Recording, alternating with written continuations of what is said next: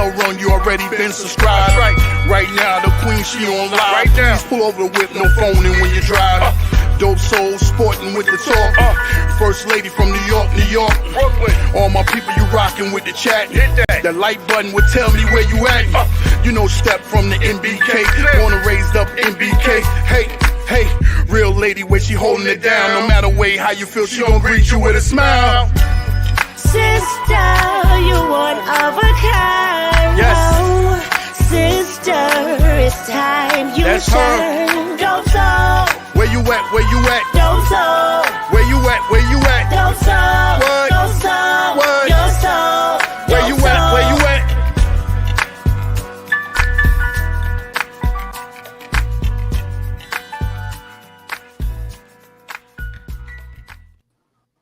Who is most likely to take a leap for the Knicks next season? It looks like this is the team the Knicks are going to be going into training camp with. And if that's the case, any success is going to depend on somebody currently on the roster or a few players currently on the roster taking a leap. You know, chemistry may also be a part of us being successful next season. The teams around us staying pat and not improving too much, that may also help us. It doesn't look like anything else is going to happen for the Knicks. It doesn't look like anything else can happen for the Knicks besides a trade. So if this is the team going into training camp, how do we get better? It's going to be because individual players get better. Thank you for joining me and the panel. Welcome to the Just Knicking It Weekly Show. Welcome to the channel, Dope Soul Sports Talk, Dope Soul Knicks Talk. We about to get into it. Let me bring in the panel. All right, we got Jeff. He in witness protection.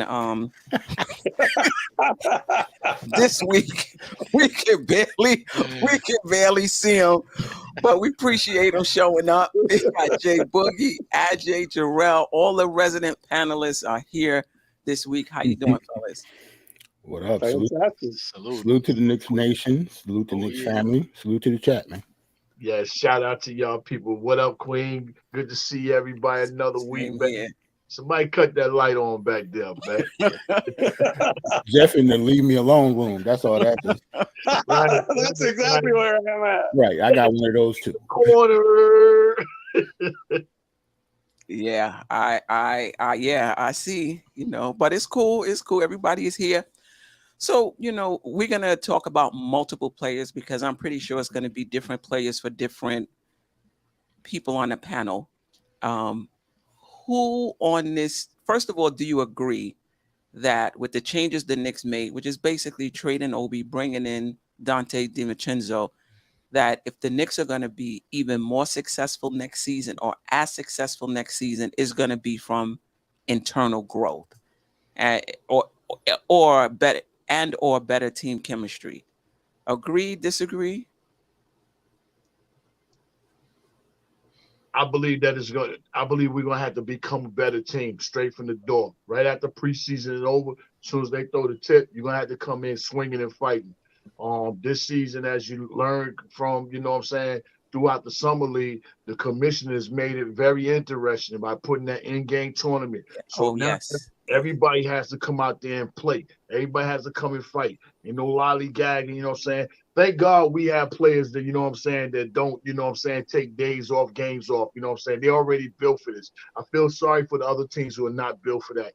But with that going, man, with the question you asking, I think it's Dante off top. I think Dante got a contract where he feel like, you know what I'm saying, this is my opportunity. I'm coming in here. I smell blood. I'm going after it. You know, I got a 3-year with a player team option in the 3rd year. So I got 2 years to prove I am a player that I have never had a chance for. I'm really putting it on Dante, you know what I'm saying? And if Dante pushing and going hard work, then I can only push Grimes. Either Grimes can get pushed on to do better, or Grimes can get pushed to get moved out the way. But my thing is, man, everybody's swinging there on one accord. They fight for it right now because that in-game tournament and in the class we got Milwaukee. We got Miami. You know what I'm saying? 2 lower bottom seeds that are that can come up and play some good basketball and knock us off a game or so, you know. But I look for us to go ahead and, run out start, come out playing hard like it's like a playoff game from game one. All right. I mean, let's stay on Dante DiVincenzo. So what about him makes you think he's going to be the one to take a leap? It may not even have to be the biggest leap. Yeah. What? Go ahead. Yeah, too much experience, too much world-class background, you know what I'm saying? For him coming from where he come from in school, from high school, going to college and being inside a great program up under Jay Wright, then coming inside the NBA and playing amongst a championship and got a ring with the Milwaukee Bucks. And then anytime the Golden State wants you, you know what I'm saying? That says a lot about your game. And going over there to Golden State, that shows he's a professional adult. To be over here inside this organization, that's a win situation. Outside of, everybody talking about my homeboy basketball, that's my man and everything, we got a professional, adult on this team that's been inside winning situations throughout his whole entire basketball career. And I hope that some of that rubs off on some of the atmosphere that we got going on. Not just the players, but the complete atmosphere. It's more of a winning attitude. I just like Dante's game all the way around. Now, is it that he's going to take a big leap, or is it just that he's going to be the player that he already is, but just infusing him or putting him together with the players we already have raises the ceiling of the team? Yeah, I look for him to take a bigger leap. Any leap that he has where he was coming off the bench or scoring in his whole entire game completely all the way around. The effort is going to be more. The scoring is going to be more. The defense is going to be even better. I look for everything for Dante's game to be up on all cylinders. I just, wow. I'm looking forward to Dante coming in and doing his thing.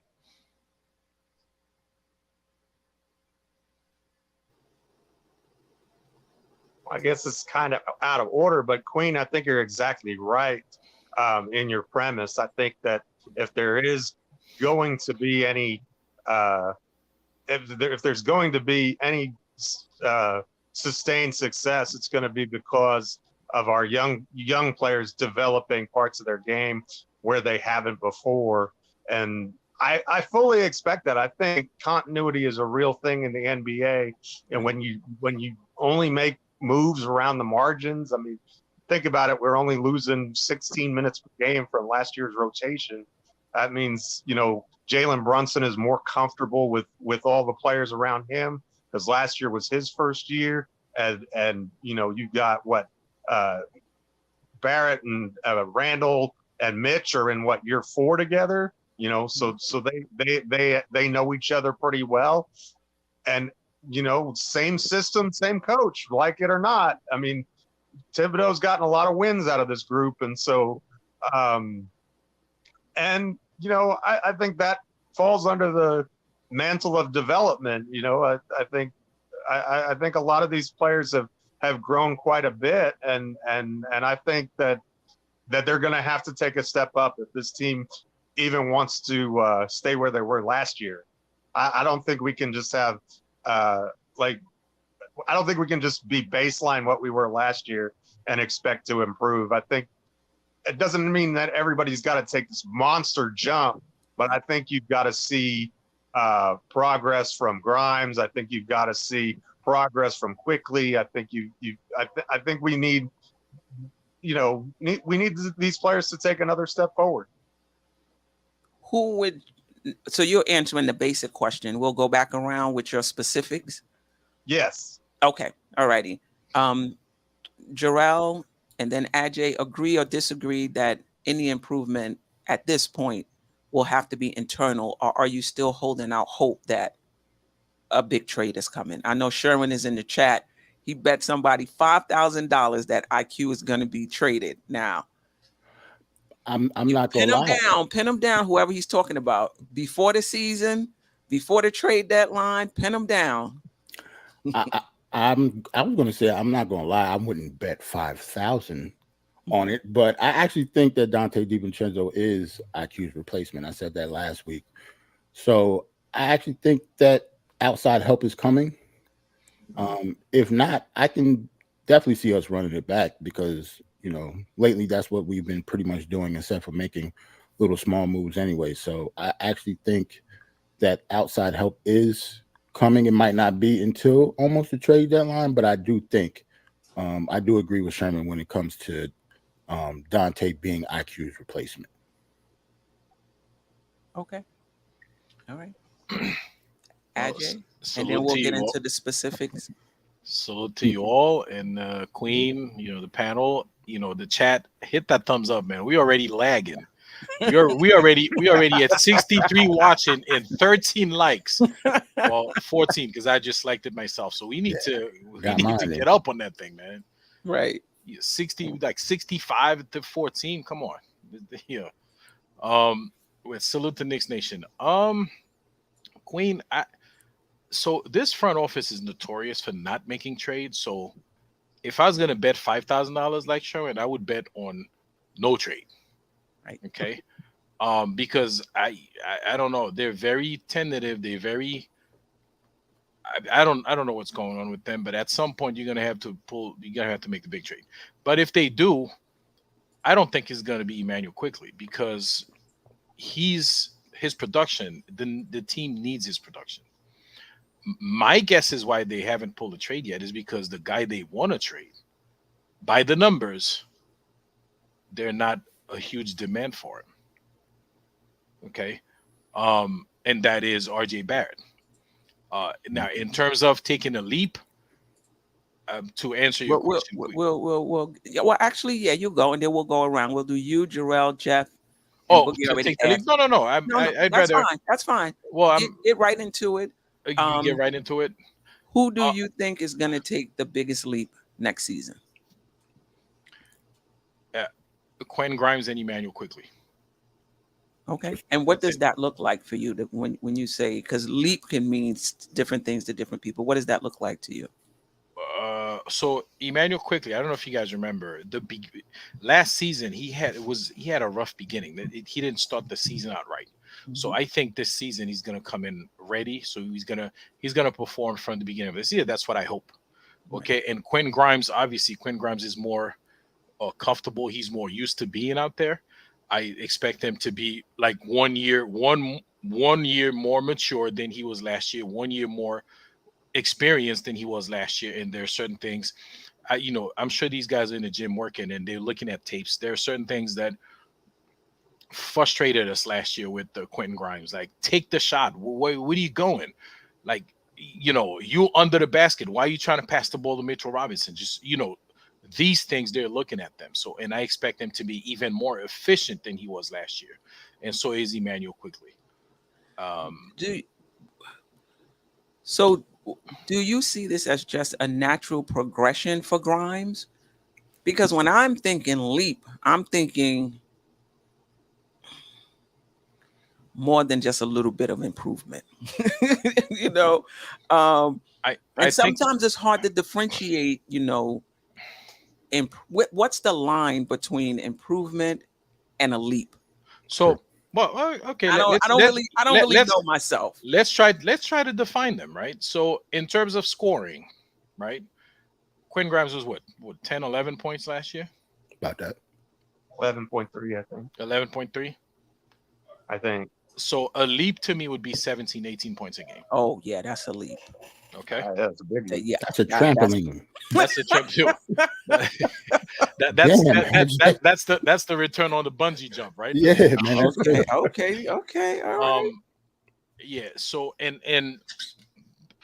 that would only be possible if RJ Barrett's usage rate decreases, because there's so much touches, so many touches, so much basketball to go around.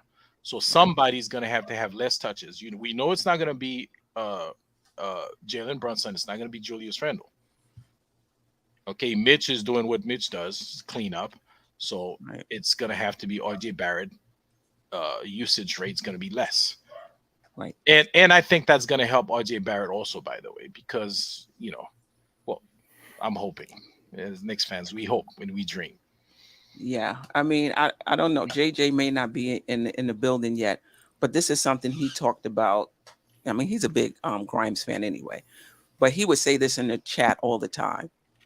If Grimes got the same amount of points as RJ, or Grimes should be taking more shots than RJ. Let's see. Let's see if Grimes' role change. Because right now, last season, he was playing off of those guys. We're getting whatever he can get off of what those guys created. But for him to take a leap, though, it's not just getting more touches. Is he going to be able to shot create? Because if his game is just the same, waiting, for guys to pass him the ball and then take the shot, his points is always going to be dependent on somebody else. So when you talk about him taking a leap, you're talking about him handling the ball more, being in more shot creation opportunities for himself and for others.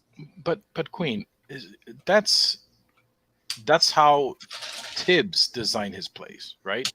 He doesn't have he does that. You realize there are two guys that have the ball, right? Julius Randle and Jalen Brunson. Those two guys try to create their shots. If they don't create the shots, the other three guys are pretty much satellites. Okay, you have RJ in one corner, who when he catches the ball, he could either try to shoot the three or try to bully ball in towards the basket. Quentin Grimes does the same thing. He doesn't bully ball, but with his speed, he gets the guy up in the air and he runs towards the basket. This is how it's designed. And Mitchell Robinson does the cleanup. Tom Thibodeau only has those two guys creating shots. That's just his game. I would say that those guys definitely initiate the offense, but they don't keep the ball for the entire possession. So the question becomes, when Grimes gets the ball off of a pass from RJ, Randall, Brunson, what is he going to do with it? Because to average 16 to 18 points a game, I mean, I guess you can do that if they're passing the ball to you more and you're just still in a catch and shoot mode. But for him to take a leap, in my opinion, it has to be more than just catch and shoot. Do you guys agree, or you feel like just him hitting more out of the catch and shoot would be a leap? Nah, it definitely has to be shot creation. I don't think you can make a leap just shooting corner threes. No, but he doesn't just do that though. Sometimes he goes towards the basket. And he when he's under the basket, like literally at the basket, he dumps it off to Mitchell Robinson, which I don't know he does that half the time. But if half those he shooting, that's the leap right there. He could easily get 5-6 more points doing that. Yeah. Okay, so you're talking about leaping points. I think I'm talking about foul, go to the game. free throw line. There's a lot. Yeah. Well, I mean, I did say offensively. Defensively, I mean, I think naturally he's gonna become a better defender. I don't even know how you quantify that. How do you measure that? I don't know, like how many points the other guys score against you. You got to remember, he was watching the other team's best guy literally every game, unless they're playing Jokic. I'm sure he probably checked Jokic too at some point. Right. And anybody else? I'm sorry. Go ahead. I'm Johnny. No. Go ahead. I was. Anybody else wanted to comment on Grimes taking the next leap, or had any clarification questions for Ajay, or any comments? I just know Grimes can't come into this season 23-24 looking like he coming into 22-23. His game got to be totally up. You know what I'm saying? I need to see more of his game, more, you know what I'm saying, willing, more effort, everything. Like he has to know that I'm a part of this right here. And if I'm not going, I'm holding the team back. He has to know these things, coming into this season. He really has to be a factor on that court. And just catching and shooting is not going to be it. He got to observe himself onto that floor and let it be known I'm out here, And our coach used to tell us, hey, if your man checking you, go check and see if he can check you. Let me see if he can play some D on you. You know what I'm saying? You got to make sure your man can check you, or make sure your man, gonna make it difficult for you. Until you do that, you're not gonna know what you can do on the guy that's in front of you. And Grimes has to, when he catch that ball, he should be catching and looking at that rim instead of catching and looking over the court. Every player, when they receive the ball, should catch and have the seams ready to be looking at that rim to either fire and shoot or make a move and go by that player. The third option is to pass the ball. And then the fourth option is to rotate and cut. You know what I'm saying? And if Grimes is not on that level this season, he's holding us back along with holding himself back. Wow. Okay. Yeah, that's pretty strong. But I agree. So yeah, I mean, when he catches it to shoot the three, if they close out on him, he will attack the closeout. And he'll attack the closeout and either lay it up, or if Mitch Man rotates over, he'll dump it off to Mitch. I mean, that's the right play for the most part. I agree with you, Ajay. Sometimes he's right at the basket, and he'll still dump it off. But I mean, that's fine. Part of it, I do agree, it's him getting more comfortable in the offense and taking more advantage of the opportunities that he does get. I think he is too quick to pass. I'd like to see him also bring the ball up the floor more, initiate the offense. I mean, if he's the shooting guard, I don't think it should just be Brunson bringing the ball up. I don't think Randall should be the second out. You're the shooting guard. Usually that should be interchangeable. I don't know if that's Tibbs trying to bring him along slowly. I don't know if it's, just trying to ease him, into it.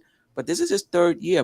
A lot of players in the NBA take a leap between their second and third year. Let's see if that's it, for Grimes. He definitely gets my vote. I don't know if I want to settle on him, but he definitely gets my vote as one of the players who can take a leap. And even if he doesn't take that leap from 11 points to 16, 17 points, and I think he's talented enough to do that, if he can just knock down some more timely shots for us, that would really, really help. Percentage-wise, he is a really good three-point shooter. It's just, running less hot and cold. And that's just, with growth and with experience. Anybody else pick Grimes as the one that they thought would take the biggest leap on the team? Well, when I initially thought about this question, Queen, my instinct was to go with Grimes. And the more that we're sitting here and talking about it, it's such a difficult question because we don't know. We're guessing, Jeff. Well, we have what I mean by this, what I mean by this is Grimes has a really high floor.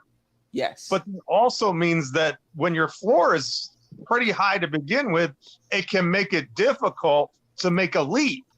You know what I mean? In other words, you can improve by small increments, but that's not really a leap. And then you have a player like RJ Barrett, who has more holes in his game than Swiss cheese. But if he shores up like two of those or three of those, like he kind of did in the playoffs, where he became a better defender. You're right. And if he shoots not like Ray Charles, just and I'm not talking about a great percentage. I'm talking about 34, 35% from three.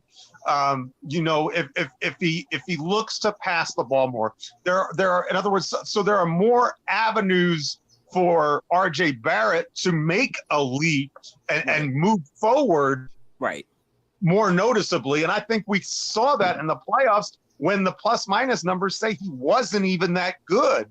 But I think that anybody who watched it just with the eye test would say that RJ was much better. And if he can bring that consistency that he showed after those first two games of the playoffs all season long, I think that's a leap. So no doubt about it. Well, I actually thought about that because it's, everything's relative, right? It's easier to make a leap when you're a little raggedy. When you're raggedy, right? Here's the problem with RJ Barrett. He's been better in past seasons. So does him making a leap bring him to the level that he's been before? Is that a leap? Nah, he got to be better than that.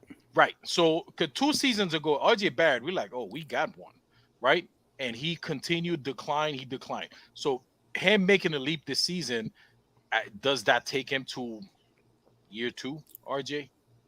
Or to bubble, to the RJ that was shooting the lights out from 3? I don't know. Does that count as a leap?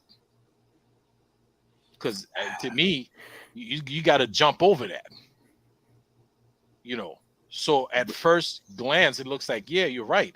It should be easier for him to make a leap because he wasn't that great this season. But then he's been better in prior seasons. So he's going to have to make a leap over those seasons as well. And that would be a huge jump for RJ Barrett. So being better than he was in year 2 when his defense was better. Yep. He shot 40%. Easy.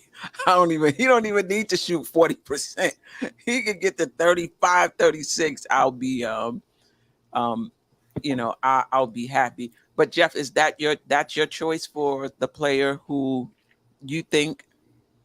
I'm not sure that he's my choice, and the reason I say that is because I'm not confident in the adjustments. I'm not confident in him making those adjustments to realize that leap. I saw glimpses of it, but the sample size wasn't large enough, and the improvement wasn't great enough in my mind to say yes, RJ is definitely, the one who's going to take a leap, especially because he's going into year 5.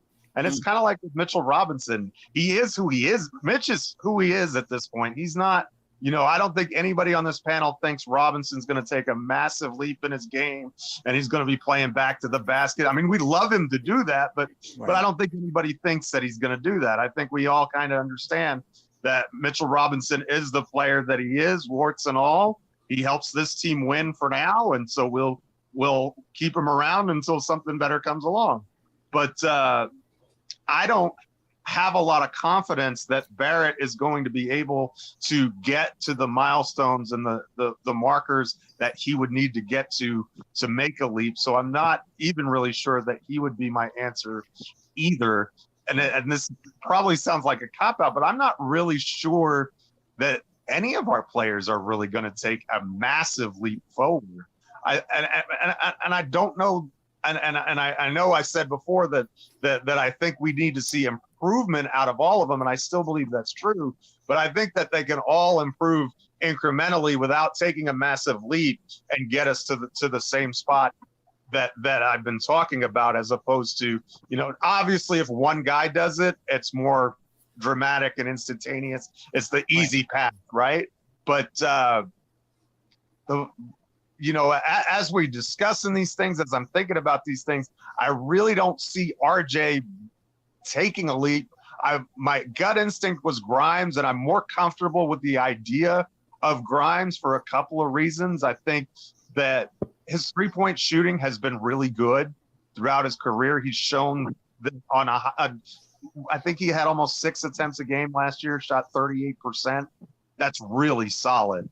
And so, if we can get him up to 8 attempts per game and get him, get him at a similar percentage, and I think we can because he's a good shooter, then I think you have a possibility there. And I also like the potential in his dribble drive game. I think he has more there than he's shown, and perhaps more than he's been allowed to show. I don't know, but I kind of feel like he has some of that in him, and he can elevate his game in those areas as well. And so, while I recognize that his floor is probably the highest, making a sizable leap the most difficult of the possible candidates, I think it's he and IQ are kind of 1A and 1B. All right, let's try to stay on one at a time. So I want to sneak a little something in there, right? On who though? No, on the question. So you asked the question, but I think all of us here on the panel, we're assuming you're talking about the young guys. Anybody? No. What So if, we're gonna get to everybody. Okay. But what I want to start with is just who your individual players are, and then whoever is not mentioned, I want to talk about them as well. But I just want to stay on topic so we're not going all around. So far we talked about Grimes and RJ. So let's finish out Grimes, because I do have questions on RJ, and I want to go around and ask the panel the questions that's coming up on RJ. Are we finished with Grimes? Did everybody say what they want to say, about Grimes? Basically, a leap. Ajay feels he's going to average 16 to 18 points, but he's going to need more usage to do that. He's going to need more freedom to do that. And there's questions about whether there's room for him to do that in our offense in terms of how it's presently constructed. I get that. But this is what I think, though. Players want help. I think Brunson and Randall want help. I don't see those guys as selfish guys. They pass the ball out to Brunson. Some good things start happening. He's knocking down shots. He's attacking off the dribble. He banging it on people. They're gonna find reasons to get him the ball. I just don't think they're gonna be like, all right, well, yeah, we know what we're gonna do. We just gonna take our shots. They're gonna get him the ball. Yet your teammates have to be confident in you as well. If you've ever played team basketball, sometimes you'll pass it to somebody because that's the right pass to make, but in your head, you'll be like, damn, I don't know why. Why I pass the ball, over there. Yeah. You don't really have a lot of confidence, in that player. But once you see somebody really jiving and doing, then you feel more confident about them. You feel like, all right, I can trust this guy. I have confidence, in this guy. So I think it works both ways. Yes, he needs more usage. Yes, he needs more confidence. Yes, he needs the ball more. But when he get it, when teammates see you being gun shy, when Randall basically has to keep multiple times, I'm not going to say in the game, but throughout the season, shoot the ball. Come on, you are a shooting guard. So one of the things that need to change with Grimes, if he's going to take the next step, is his mentality. He needs like a quickly mentality. He doesn't really have that. Who do you don't want to be on the floor with somebody where you got to, like, you should have took that. You should have took that. You should have took that. After a while, you like, come on, man, let me pass the ball over here. So I think that's a part of him too. And maybe he's gun shy. Maybe he doesn't feel comfortable playing with these vets. I'm not sure what it is, but that's the one thing, if he's going to take a leap, that he needs to move past. And maybe the team needs to help him. Maybe the coaching staff needs to help him with that. Right. All right. Well, I like how you reiterated the rules after both Ajay and Jeff cheated. Right. I'm trying to figure out how can I sneak in my cheat too. You know what I'm saying? Well, is it? Let's just. Are you gonna pick either one of those?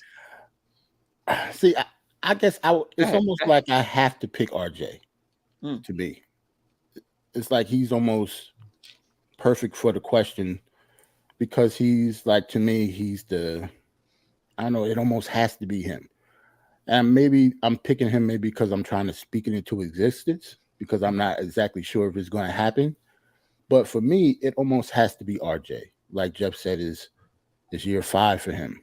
Like, wow. Like, I don't want to say it's like put up or shut up time because he might not be going anywhere, even if he does, have a crappy year, but because we wouldn't be able to get rid of him. But yeah, like it's time for RJ to step up. It's time for him. Like, I think he's the answer. I don't want to say Grimes because if IQ stays, remember I said Dante is probably going to be the replacement for IQ. But if IQ stays, I don't know, depending on how Grimes leap or not leap, Dante DiVincenzo could take his spot at the 2. So I'm not even 100% sure Grimes is going to be starting for the whole season if IQ still remains here and they have a backup point still. Right. So yeah, that's why I wouldn't pick Grimes. But for me to answer, it almost has to be RJ. Let me ask you this. So you don't think he's reached his ceiling? You still think that he got a little more, that this is not who he is, that he has a little okay. Yeah, I wouldn't say it's not who he is, but it could be a better variation of who he is now. Like I don't think this is his ceiling, but that's not saying that his ceiling could be all-star either. Like elite for him could just be one of the best third options in the league, maybe. Right. Like a fringe all-star type of player. Well, okay, fringe all-star. That's elite, but it's not going. That is a leap. What would that look like for you? Is that him shooting a three? Is that him defensively? Is that him off the dribble? What does a leap look like for RJ Barrett, in your opinion? For me, my elite for me, his defense definitely has to get better. His defense and his vision when it comes to his playmaking, because I think RJ will always be an inconsistent shooter. I think he has to be better at the other aspects of the game that will round out his game better for him to be more successful as a player. Like overall, it has to be like the way he sees the game and how he plays defense, the energy he puts towards that side of the court. But it's not going to be just, well, he shoots better, so RJ is better. I don't think it's that easy. Yeah, you bring up a good point. I don't think RJ gets that though. You know, I don't think he's ever going to be a good shooter either. Right. I do think he can get a little better to keep, defenses honest, 34, percent. But if he's playing defense and his floor game is there, and he's shooting at 34%, he's doing a little bit of everything. Right. That could be, a leap for him. And really, that's the only leap we need out of RJ. I don't expect him to be a perennial all-star every year. Right.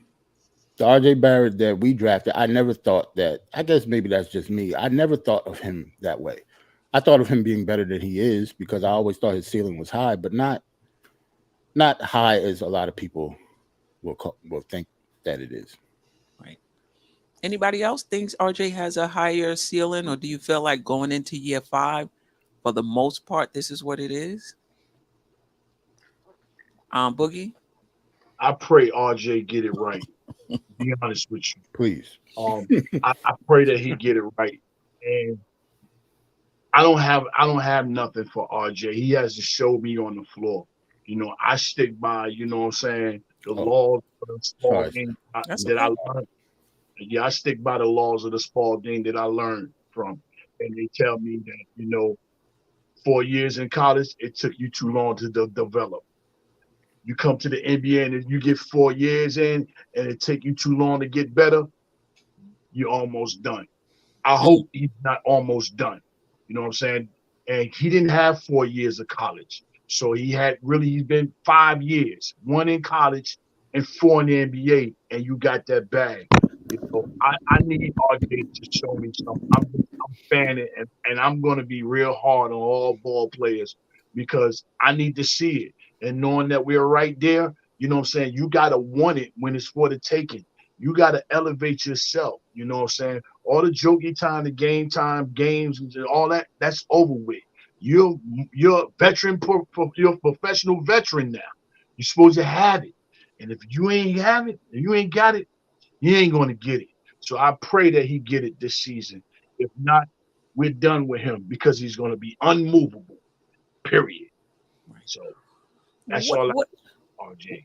What are your thoughts on fans who think that we're too hard on RJ? This is a guy who's averaged pretty much 20 points a game since he's been in the NBA, and think that we're crazy for thinking that he's not going to be an all-star, or thinking that, he's reached his ceiling. This is a guy who's averaged 20 points per game. What's your, and I can understand, I'm not going to even say casual fan, but I can understand, fans kind of not understanding what we're talking about because he's averaged 20 points a game. So I guess my question is, how impressed or not impressed have you been with his ability to score 20 points, pretty much 20 points a game? Since, because it's not something that happens a lot.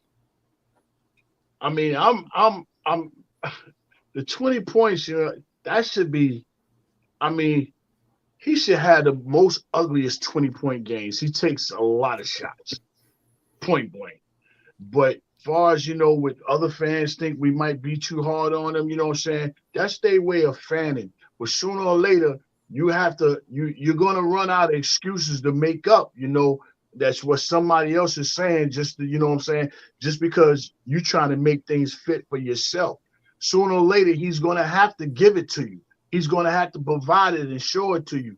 You know, RJ gets his shot when he wants, wherever he wants, and no matter who's in front of him. Some of that you wish can rub off on Grimes, taking shots, you know, being aggressive. But, you know, when you look at RJ, I mean, I don't just look at him far as his whole complete scoring. I look at everything that he could be and supposed to be, especially coming from a Duke up under Mike Krzyzewski. Where's your leadership? Where's your communication on the floor? When do you talk to the players? You know what I'm saying? All that matters. How do you what's going on with you in the locker room? You know what I'm saying? Why are you always moping with your head down? I look at all that. I don't just look at, you know what I'm saying, the point status. You know what I'm saying? How good are you far as the organization and your team? You know, Julius, you know, he gets out of character and crazy, you know, moping and doing his thing, but he gives me things. You know, I need RJ to give me things, man. I've been watching you, you know, and hearing about you, and you come out from up under your stepdad, Steve Nash, you know what I'm saying? You know, I don't even really see him use the dribble through Steve Nash when he get through and he ain't there. Just keep dribbling. You got a lot of things that you've been around, you know, and I just need to see it. And as far as me being in the 5th year with you, you know, watching you and hoping you get it right, come along, you know, I just need to have it, RJ. And it starts with the Canada. I need you to perform. If Josh Hart is in playing against you, I need to see you bust that man because he's trying to get your spot. He's trying to get your, you know, saying your playing time. I need, ain't no buddy, friendly friend. I need you to turn all the way up. And if you turn all the way up, and they're gonna watch it, they're gonna want you over there. So, oh, Canada, we can make that move. The hustle. I knew it was coming. Yeah, I need you to hustle your own home front, man. Hustle. Anybody else in terms of the 20 points, whether you're impressed or not impressed? Oh, and when you're evaluating RJ, is that something you're looking at? A great football coach once said, "You are what your record says you are." Hey. And his record is that he's not a good shooter. And so 20 points on 20 shots or 19 shots, whatever it is, I'm not impressed with that. I mean, at all. You know, I think pretty much any of those players on that roster, if you give them 19 or 20 shots, probably going to get 20 points per game. I mean, so from that standpoint, but I've never been really a counting stats kind of a person anyway. I don't care how many points you score per game. The only number I care about is, did we score more points than the other team? You know, if you had a 57-point game and we lost, well, we still lost. If you scored 10 points and we won, your 10 points helped us win. That's what I'm about. Right. Anybody else? Yeah, it's just, I think people that really watch basketball, know the game, know that just because you score 20 points, that don't mean you really that good on the court. Like, if it's inefficient, then it doesn't matter. Like, look at the other stats other than how many points he averaged. Look at the percentages and how he gets those points. Watch the game.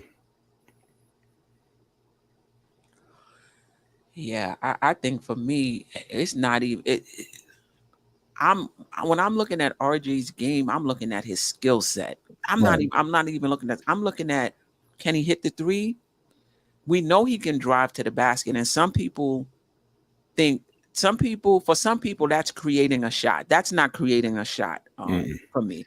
He's just really strong. He can definitely get to the basket anytime he wants against anybody. I think that is a strength of his, and I really would like him to just finish better and be able to absorb contact and still stay strong with the shot.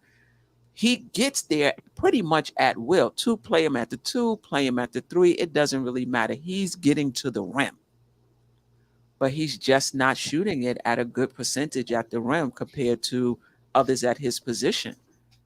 You know, I mean, he's really, really not. So, but to me, that's not shot creation. Shot creation is I'm putting the ball in your hand, and it could be a 3, It could be a mid-range. It could be going to the basket, depending on what the defense gives you. So I don't see a lot of shot creation. I don't see a lot of pull up off the dribble. I don't see the 3-point shooting. I don't see the defense. So I'm not looking at the counting stats per se. I'm looking at his skill set, and I'm also looking at his floor game. Now, his floor game improved a lot in the playoffs. His driving and being able to see people and actually make the pass was, I don't know if I was just impressed because it was so different, coming from the regular season. I was like, oh my God, like this is it, but I'm looking at that too. And when I'm looking at RJ in the regular season and I'm not seeing that skill set and I'm not seeing that floor game, the 20 points for me, I mean, all right, I get it. But if we gave Knox that many shots, he would have averaged close to 20 points a game as well. You give Grimes that many shots, he's going to average 20 quickly. Like somebody on the panel just said, you give anybody that many shots on this team, they're going to hit 20 points. Now, his mental strength, though, say that again. Quickly going to average 30. Right. I do like his mental toughness, though. Like the shots that he can hit in the fourth quarter, even if he's going 1 for 10. Like, he's a big shot maker. I do like that about him. I'm impressed with that.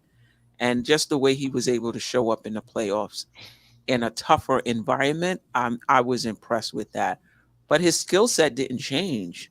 He was just, making, more of those shots. So let's see if he comes back. Somebody in the chat just said, maybe the playoffs was a turning point for him. So if he comes back next season and his floor game is the same, he's finishing more at the rim. I don't know about that 3-point shot. I'm with you guys. If he can just get it to 34%, I'm happy.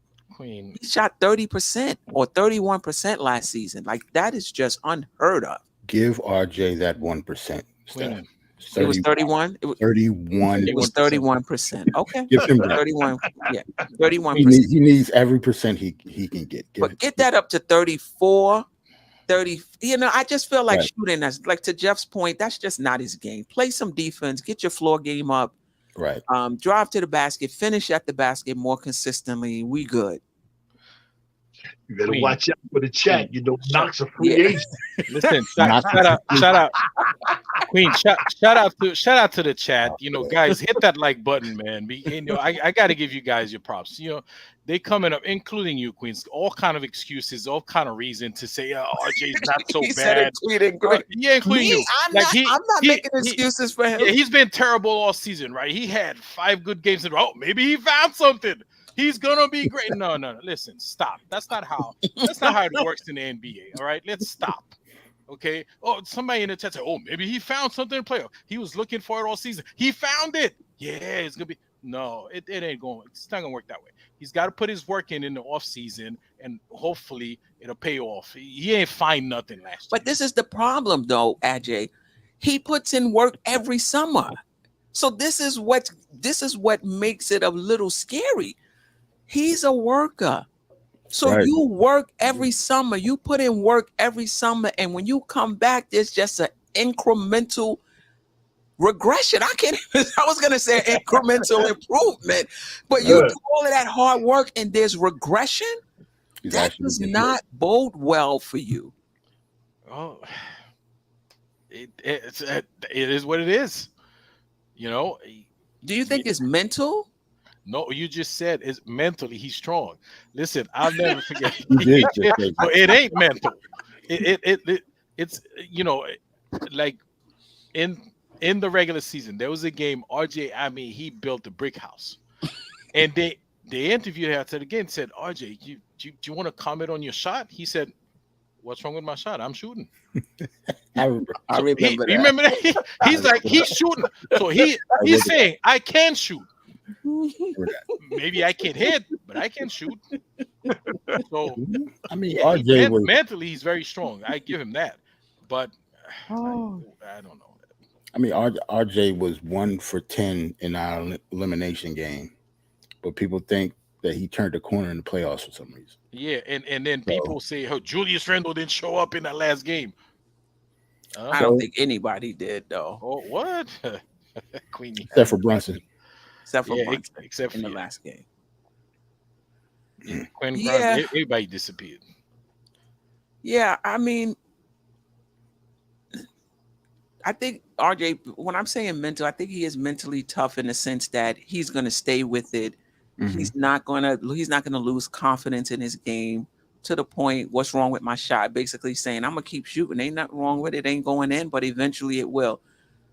But to be able to flip a switch in the playoffs, you don't just learn how to play in the playoffs. Like that has to be something that was already there, right? Why?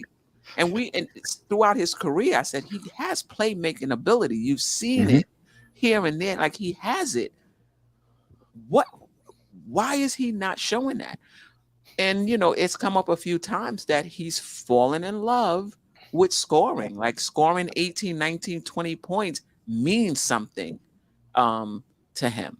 And maybe he's at the point now where he's finally getting it that it doesn't really mean you've arrived. Start working on your floor game and doing all of these other things. Even if your scoring goes down, you look like a better player.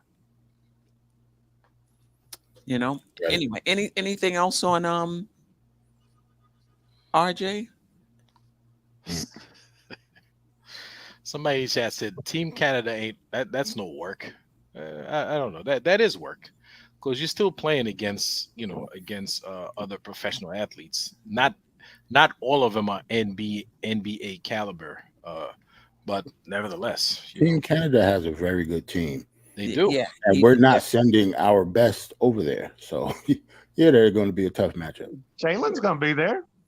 Jalen Oh, yeah, you're right. You're right. That's is Jamal Murray playing for Team Canada? yes. Yes. Yeah, he is. Yeah, Right? So is they're the Ty. So is RJ. Like they have a good team. They have They a have good a team. good team. SGA, Yeah. they're SGA. the favorites. they the favorites. Yep, they're the favorites to win. Yes, I don't know where that's come from. They have a good team. Yeah, they strap. Is Wiggins in there this time? They strap. Yes. Yeah. Oh, yeah. Wow. Yeah, they got a nice squad. Yeah. Maybe RJ will take a Wiggins path. Bring the scoring down. He got to go somewhere else then. Yeah. Right. I mean, in terms of success, but the thing with Wiggins is he's a two-way player. You can put him pretty much on anybody.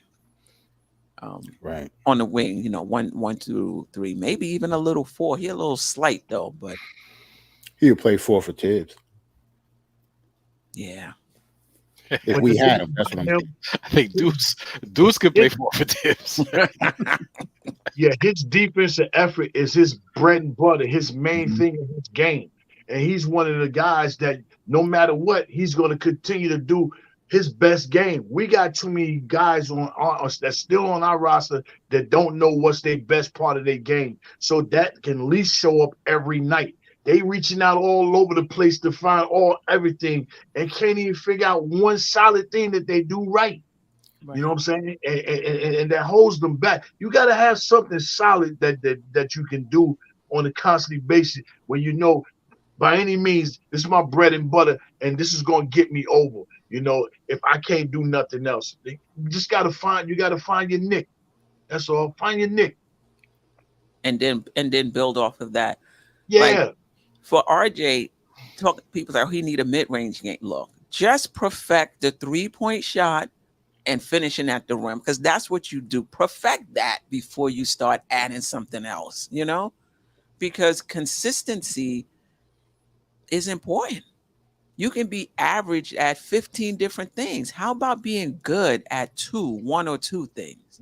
And we know this is what we can count on game in and game out, right? So for RJ, a leap is consistency. I shouldn't say a leap. That's a step for him.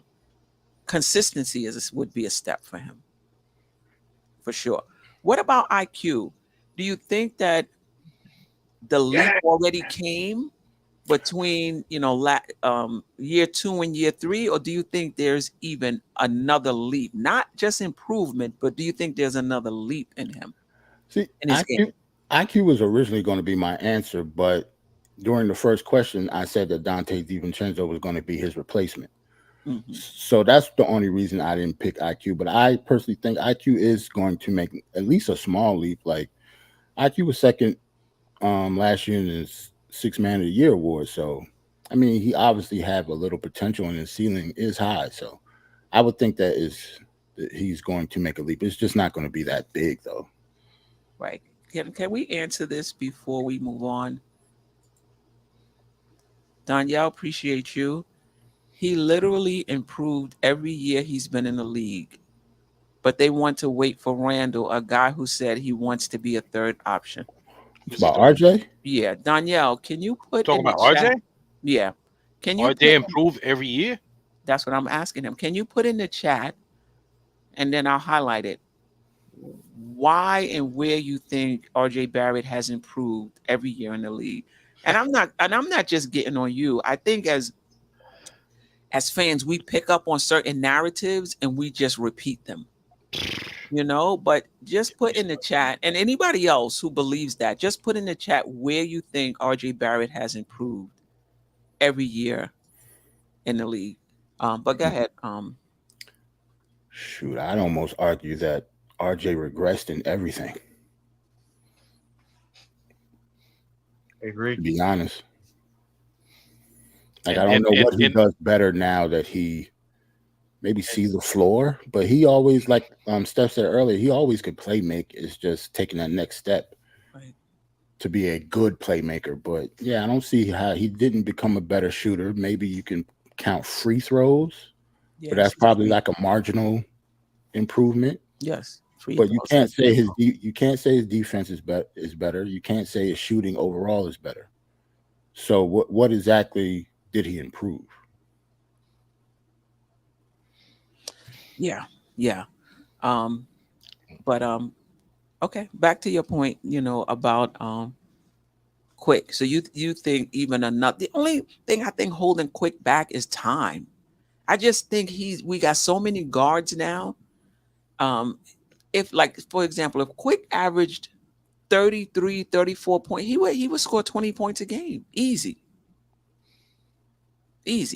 And you would get the defense from him. You may not like, that he's gonna go off and, take his shots or what have you. But, I just don't think the numbers are gonna be there for him. So the leap for him may not be statistical. It may just be in other aspects of his game, because I'm not sure he's gonna get many more minutes. He might even get less. No, because we still got Obi. You're gonna have, maybe you can move RJ down. I don't know if they're gonna do that. So his minutes may be. So salute to Reggie in the chat. He said his bank account improved a lot. RJ did get the bag.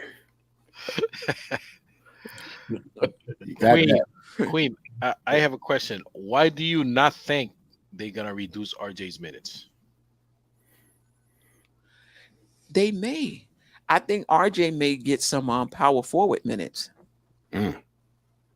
He might be the one taking up Obi's minutes.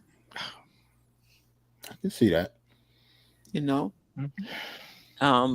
So it's still going to be a 9-man rotation, right?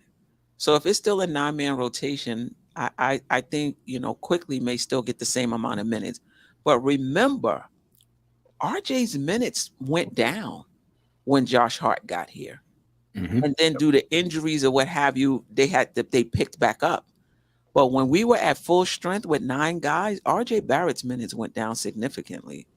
Him and Grimes, both of their minutes went down a lot. True. So to your point, AJ, I think he may pick up some power forward minutes. But other than that, yeah, you're right. I don't think he's going to be like 36 minutes a game. I don't see that for RJ Barrett. No. Not anymore. Not like you said, not the hardest here. Right. I wouldn't want him playing that many minutes. Right. But anybody else think IQ can take a leap, or pretty much he's already taken that leap and he's pretty much where? Well, one of the things that I noticed about Quickly from his rookie year, Thibodeau, we know this kid can shoot. We know this kid can shoot. We know this kid can shoot. Well, finally, last year he shot 37% from the 3-point line, and so that was a big improvement for him. That was a nice leap that he took as far as his 3-point shooting and at a decent volume of attempts too. It wasn't like he was just taking 1.2 a game or whatever. He was taking better shots. I think if my deal with Quickly is if his shot selection is good, he shoots for a high percentage, but every once in a while he gets that logo itch. You know what I mean? Where he just gets to the logo, he just gotta fire it up there just to see if he's hot. But I think we saw a market improvement from him in that area last year. He's not perfect yet, but then you see games like the Celtic game when he started and just went off and was the absolute best player on the floor that night. I don't care, Jalen Brunson, Jalen Brown, Jalen, whoever you want. Emmanuel Quickly was the best player on the floor that night at TD Waterhouse Garden or whatever they call that place. Mm-hmm. He was the man, and he couldn't be stopped, and he had a joy, and just he was just, I don't know, that game really gave me hope for him. And I was all thinking $115 million player, and then the playoffs came, and I was like, what happened to my Boston IQ? Because he didn't do anything in the playoffs. Even before he got hurt, he was persona non grata. I don't remember a single game in the playoffs where I was like, man, I'm glad IQ was out there. I just don't, and it might have happened. I personally, I just don't remember it. And it was one of the things that I was most disappointed in, frankly. So I think not just regular season Quick, but if we can get regular season Quick in the postseason, I think that could be considered a leap. And if you're talking about that, then I think it's possible. Now, him going from 14 points a game to 20, I just don't think there are enough shots. There's not enough, I don't see that happening. But if you're talking about him coming up with the defense that we've known him to play and closing games and making clutch plays with his teammates and in games that matter in the playoffs, yeah, I think he can do that. You bring up a great point, Jeff. When we talk about the team getting better, just show up in the playoffs. If Grimes, IQ, Randall is not injured and he's in the right headspace, the Knicks are a better team right there in the playoffs without making any other moves. But we just don't know, if that's going to happen. Boogie, any thoughts? I like when Queen say those things. If Grimes, Randall, or IQ didn't get injured, how about saying if Bam Adebayo didn't hurt those three guys, we would have been better off. Throw Bam in there because it was all his work. Actually, always gonna be mad at something. No, but Bam Adebayo was out there hurting our guys. Like, put his name in that sentence for me, please. Get stronger elbow, get stronger ankles. It's the playoffs. Right. Eyes on him back. You know what I'm saying? Boogie, any thoughts on IQ? If you think he could take the next, whether it's a leap or take the next step in his game, and what would it look like? I can pretty much not say nothing. The captain will pretty much said exactly what I probably would have said, just differently. That's why when you said IQ, I raised my hand up. IQ is the only developed ball player on our team. I'm going to say it again. He's the only developed ball player on our team since he got drafted. Every year, his game got better in on the floor.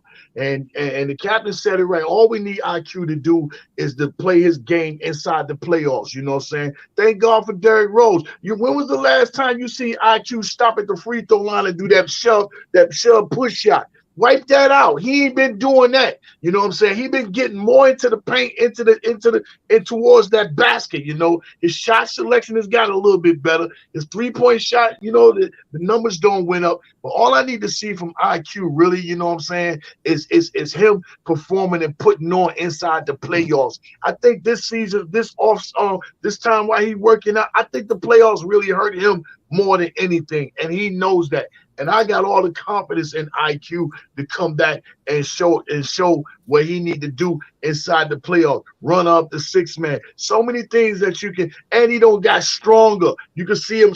He's getting his game up to par to where it need to be at. Just show up to the playoffs. You know what I'm saying? And we good to go. I'm not looking to get rid of IQ.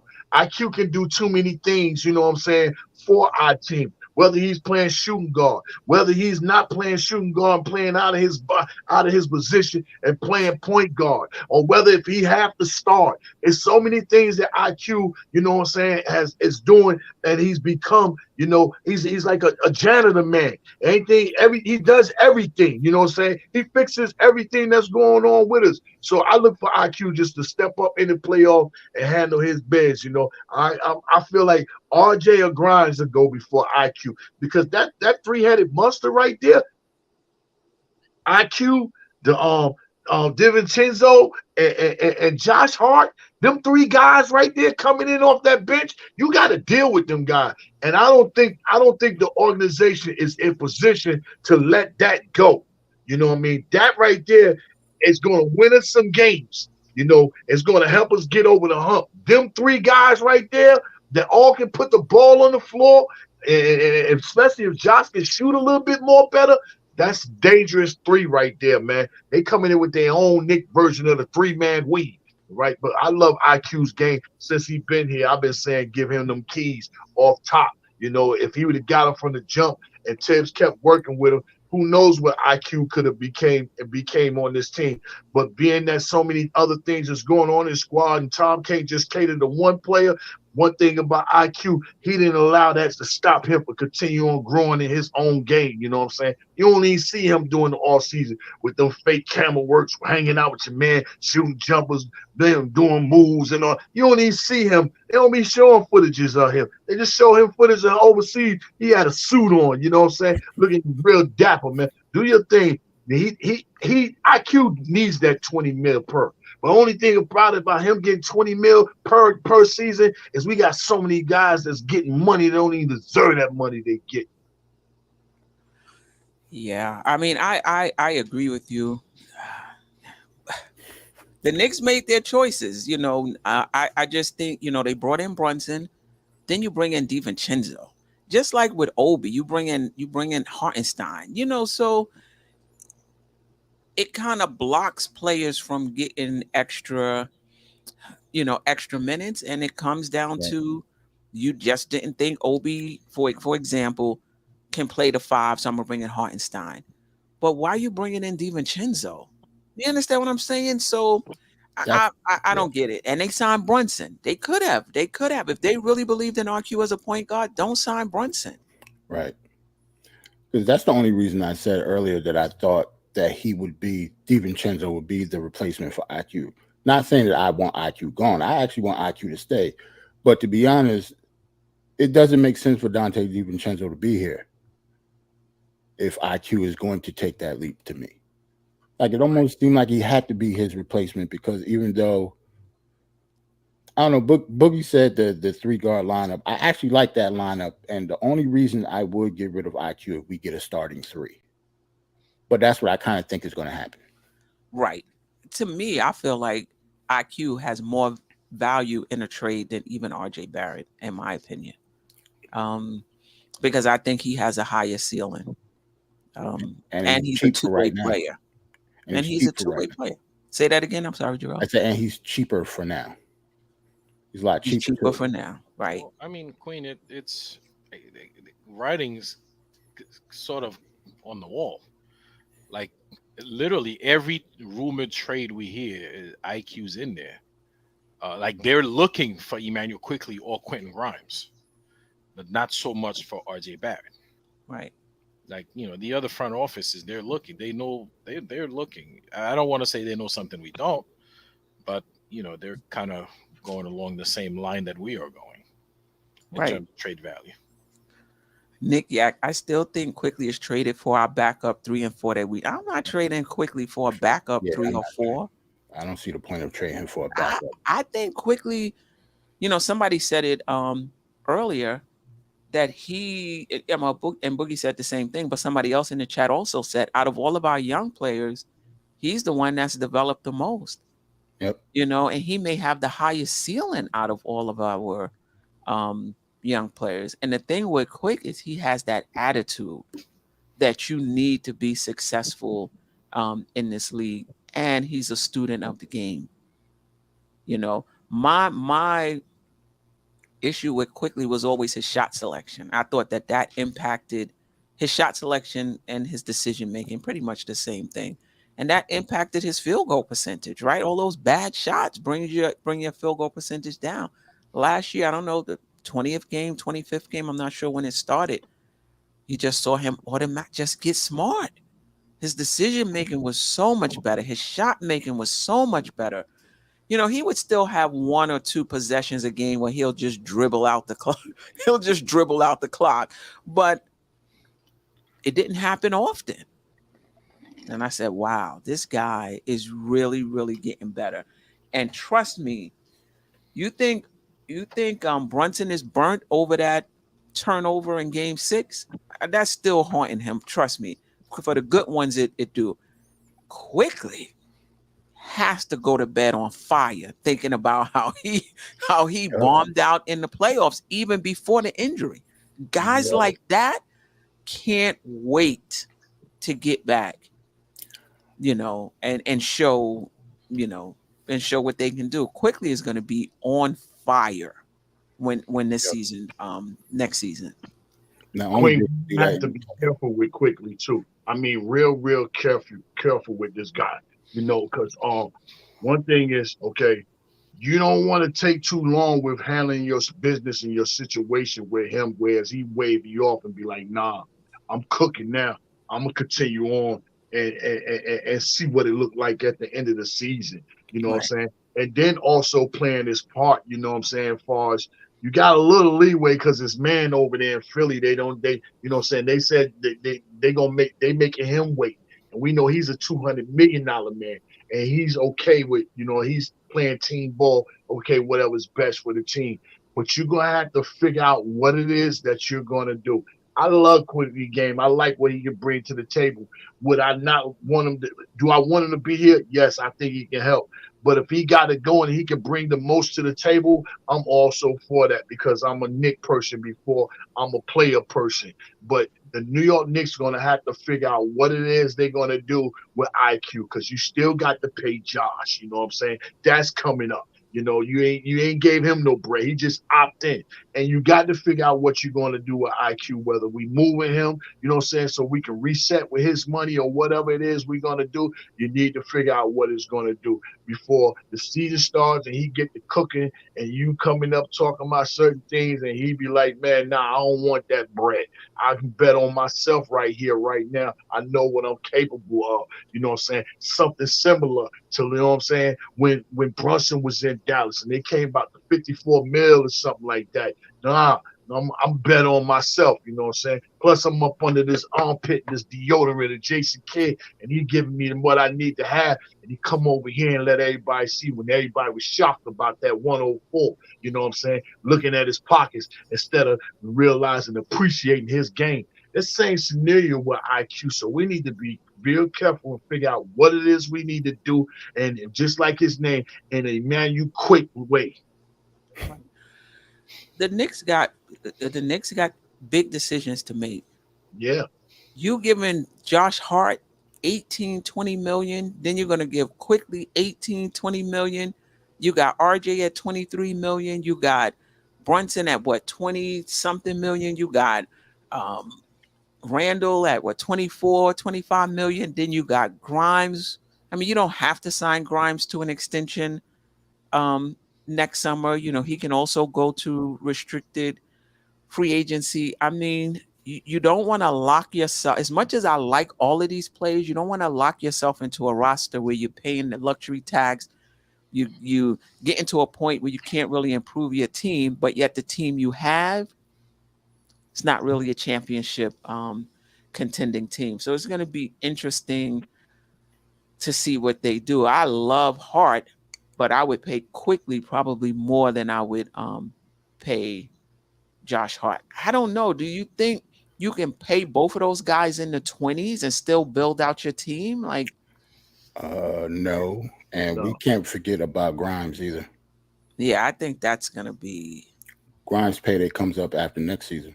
You can if you're only paying Brunson 25 and Randall 25. right. But You got 2 years. just a couple things on the Quickly that I think we have to watch out for with this Quickly extension. If Quickly extends, you have to consider it like a no trade clause for the year, because what will happen is he'll become a base year compensation player, kind of like RJ was this past season. He's very difficult to match salaries because you can only take back. You know what I mean? It's like a poison pill, in other words. So if and when he does sign an extension, he's pretty much here for the season. And so if you're considering him the most attractive trade piece, then you're probably going to want to get something done before you sign an extension, or by not signing him to an extension and letting him go to restricted free agency. Because once he signs that extension, he becomes a base year contract player, and those deals aren't impossible to do, but they're extraordinarily difficult, and you kind of have to wait. Now, once the year is up, if they weren't planning on doing anything until next summer anyway, that means they wouldn't be able to do anything at the deadline, basically. Right. But if they're planning to wait until the following summer, then he becomes a real asset, because then you've got him at a good number to bring back someone who's a high-priced player, and you can make him the centerpiece of a deal, and he's on a decent contract. You know, we all say 20 million, 20 million, 20 million, but y'all have to remember the salary cap is going up. 20 million isn't what 20 million was when we signed Carmelo Anthony to his extension for 25 million a year. Those numbers aren't the same. Right. Well, that's not what I'm not really talking about, like 20 million. I'm just talking about doling out multiple $20 million to everybody, you know, like how, you know, I would have to add it up to see, what it would be cap wise, and what kind of team would you have, But the other thing I want to say about Quickly, not signing him to an extension, you can trade him, but the downside of that is you're trading $4 million or $5 million, whatever he's making. So you would still have to add to that. Yep. Right. If you're trying to put him in a trade situation, interesting, doesn't it? Right. You want to put him in a trade for a star. He's making $4 or $5 million. That's not going to get it done. It's not going to get it done. So let's talk about some other players other than the young players, and let's start with Brunson. Is there another level for Brunson? And if so, what is it?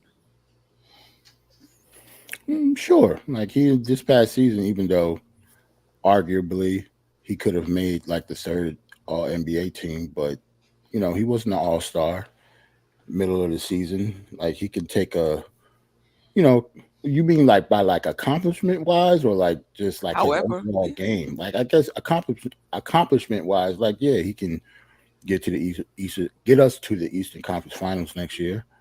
He could become an all-star. So it's I think his ceiling is still rising a little bit. I don't know where it's at, but yeah, Brunson can get better.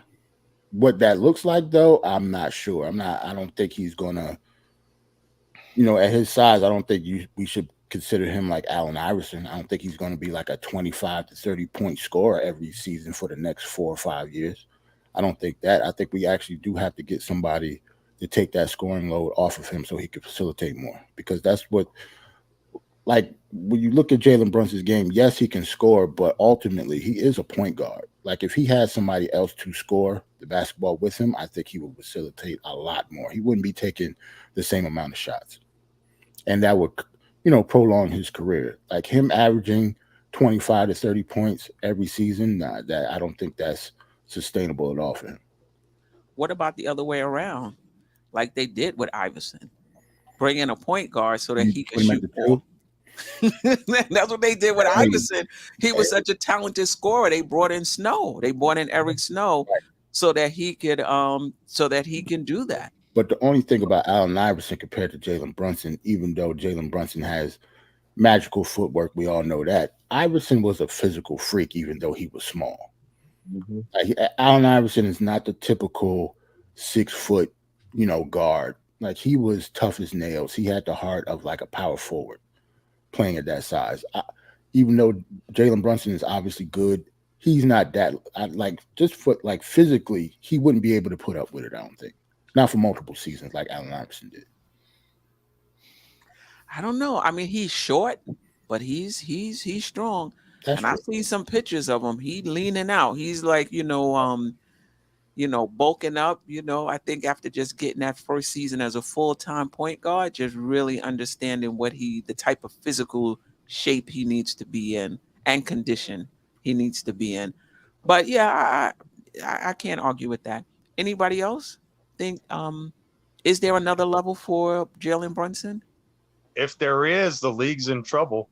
Right? If there's another level of that boy's game, the league is in trouble.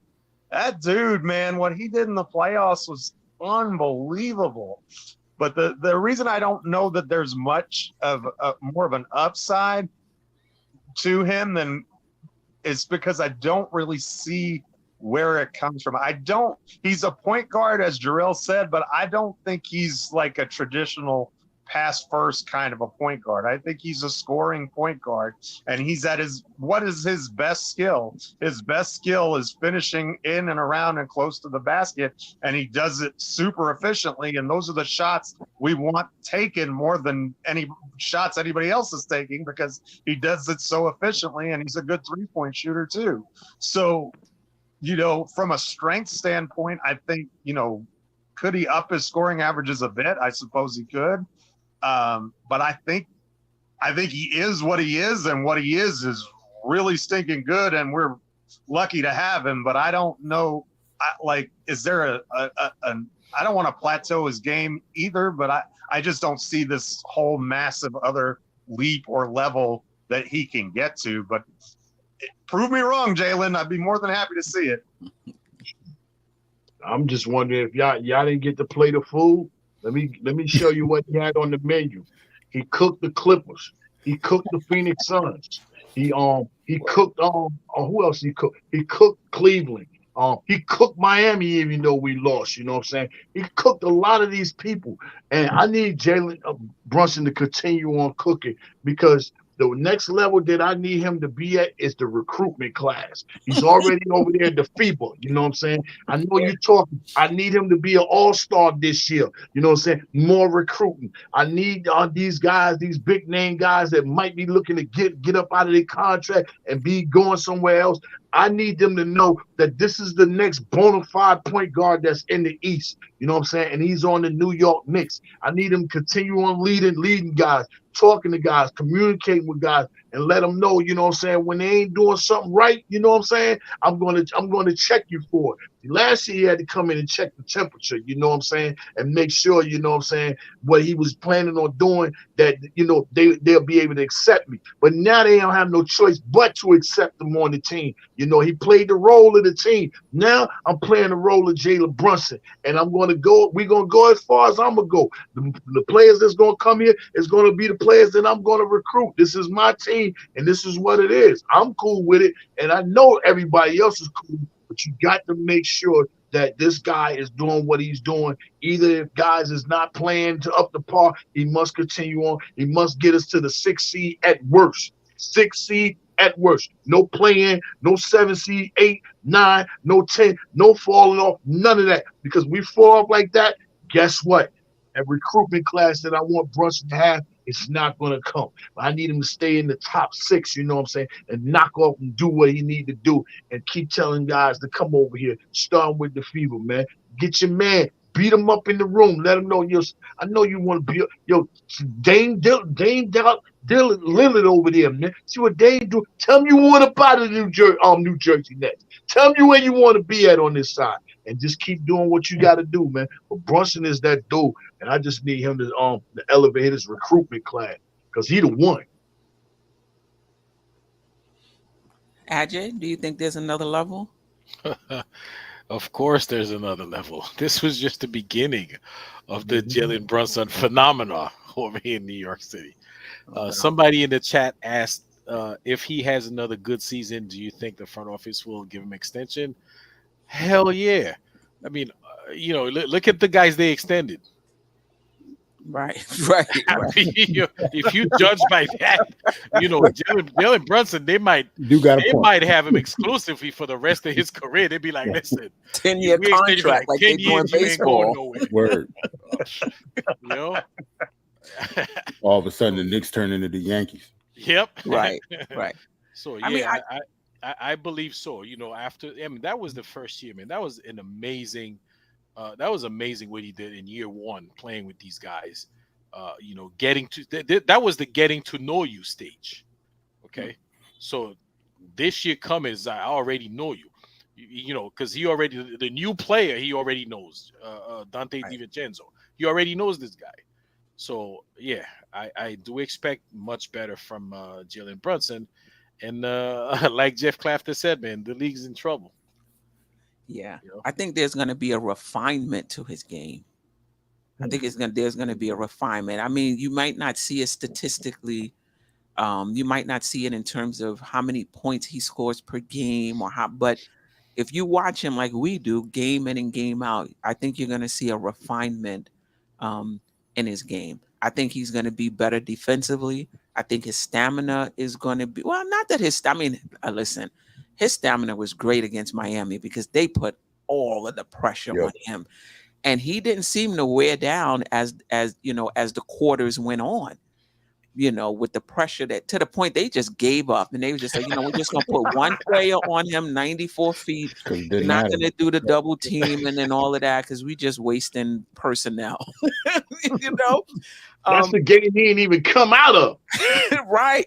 Come in, do what you gotta do. Yeah, so I think we're going to see a refinement in his game, and I think he's going to be, if he's not already solidified, because sometimes a player will have a season, and you're like, wow, that was a great season, but I think he's going to solidify himself, if he hasn't already, as one of the best point guards in the league. I mean, high-level point guards. That's going to be Brunson. Now, I think there is another level to his game. I don't know if he can get there, though. And that's being a superstar point guard. I don't think he's there. I don't think he's there yet. Some would disagree with me. I think he's a star. I don't know if he's a superstar, but I think there is, potentially another level to his game. Can he get there? I don't know. Being a number 1 player on a championship contending team, that's another level. But is that Brunson? That part, I'm not sure. I'm not sure. But I do think there's going to be a refinement in his game next season. And he could potentially be, what is that, 90-50-40? A 90-50-40 guy? 50-40-90. 50-40-90 guy? Yeah. I mean, he was close. He was flirting with it. Yeah. I think his assists is going to go up too. Like Brunson averaged a little over 6 assists, I think, for a team that couldn't shoot. Well, I was going to say that, man, because the assist number is so misleading. Okay, can be. It's not that he doesn't pass the ball. It's just the guy he passed the ball to don't hit the shot. Okay, and like Queen was saying, sometimes you pass it to the guy 2, 3, 4 times, they don't do nothing with it. Eventually, like, you know what? Let me take this one myself. Yeah. You know? Yeah. Yeah. So I do think he has another level. Let's talk about Randall a little bit. Uh-oh. You gotta say it low. Let's talk about It's after 11 o'clock. let's talk about Randall. Almost out. If we think that there's another level to his game, About to and get wild. and what that and what that might look like. I'll just say this real quick and then I'll turn it over to you guys. I think if there's any other level to Randall's game, it's him doing what he does in the regular season in the playoffs. Right. That's the next level for Randall for me. But do you guys think there's another level to Randall's game? Or going first. I mean, he's played in, if you're talking about the regular season, he's played it at a pretty high level last season. Ajay, you go first. So I was gonna say real quick. Well, first of all, I don't know why we're afraid to talk about Randall. He's like one of our best players, and we are nowhere near where we are now without Randall. Okay, That's true. I don't care for his personality. I don't care, but you gotta look at the reality. You gotta look at the game, what he puts on the floor, right? Fit in Randall's game. What I think is gonna be better in his game is his IQ of the game. If he becomes a smarter player, like he doesn't have to do anything more physically, his game will be so much better. If less of the turnovers, less of the bonehead plays, he's going to naturally be a much better player than what he already is. He's already an excellent player, great player. And he cut down on those, in all fairness. This season was already better than the season before. Right. And you have more of those savvy guys like the Josh Hart, the DiVincenzo, and the 1 year older IQ and 1 year older Quentin Grimes, and less of those bonehead plays. We're going to have a much better Julius Randle, I think. Right. So not in terms of his actual game. I think that's already up there. I mean, the guy is a, quote unquote, one of the best 15 players in the league. Right. But so his game is up there. Like he's elite already. But if his intelligence, his understanding of the game, his IQ is better, he's going to be a force to reckon with, I think. Okay. So you think there is another level, not necessarily statistically, just in terms of cutting down turnovers, decision making, those sorts of things. Yep. Okay. Like a refinement of his exactly. of his game. Okay. Anybody else? Jarrell, Boogie, Jeff? That's hard for me, man. Because I do agree with Ajay when it comes to, like, if he does get better, it's going to be his IQ. I just wouldn't bet on his IQ getting better. That's the only thing. So it might be his ceiling, but it's a pretty good ceiling that he's at right now, because he was an all-star, second team All-NBA. Third team, I think. Well, he made it the second team 2 years ago, right? 2 years ago, yes. And made it, so I'm just talking about the highest level that he's achieved. So the past few years, he's been on that team at least twice. And he's been an all-star 2 out of 3 years. So if he does stay here, I'm okay with that, because I'm not exactly sure. Like, when we talk about ceiling, like, the regular season almost doesn't matter to Julius Randle anymore, except for those accolades. Like Steph said, I think it's all about playoff time now. Like, if he can't elevate his game during the playoffs, this question almost doesn't even matter for Randle. That's the quintessential part of his game that needs to improve, or he's just going to stay the same or just get worse. Right. This may be a hot take. I sometimes say stuff before I have a chance to really think about it, but I think it's possible that he has another level, and hear me out. Did you ever notice when Obi Toppin was hurt, Julius Randle played better?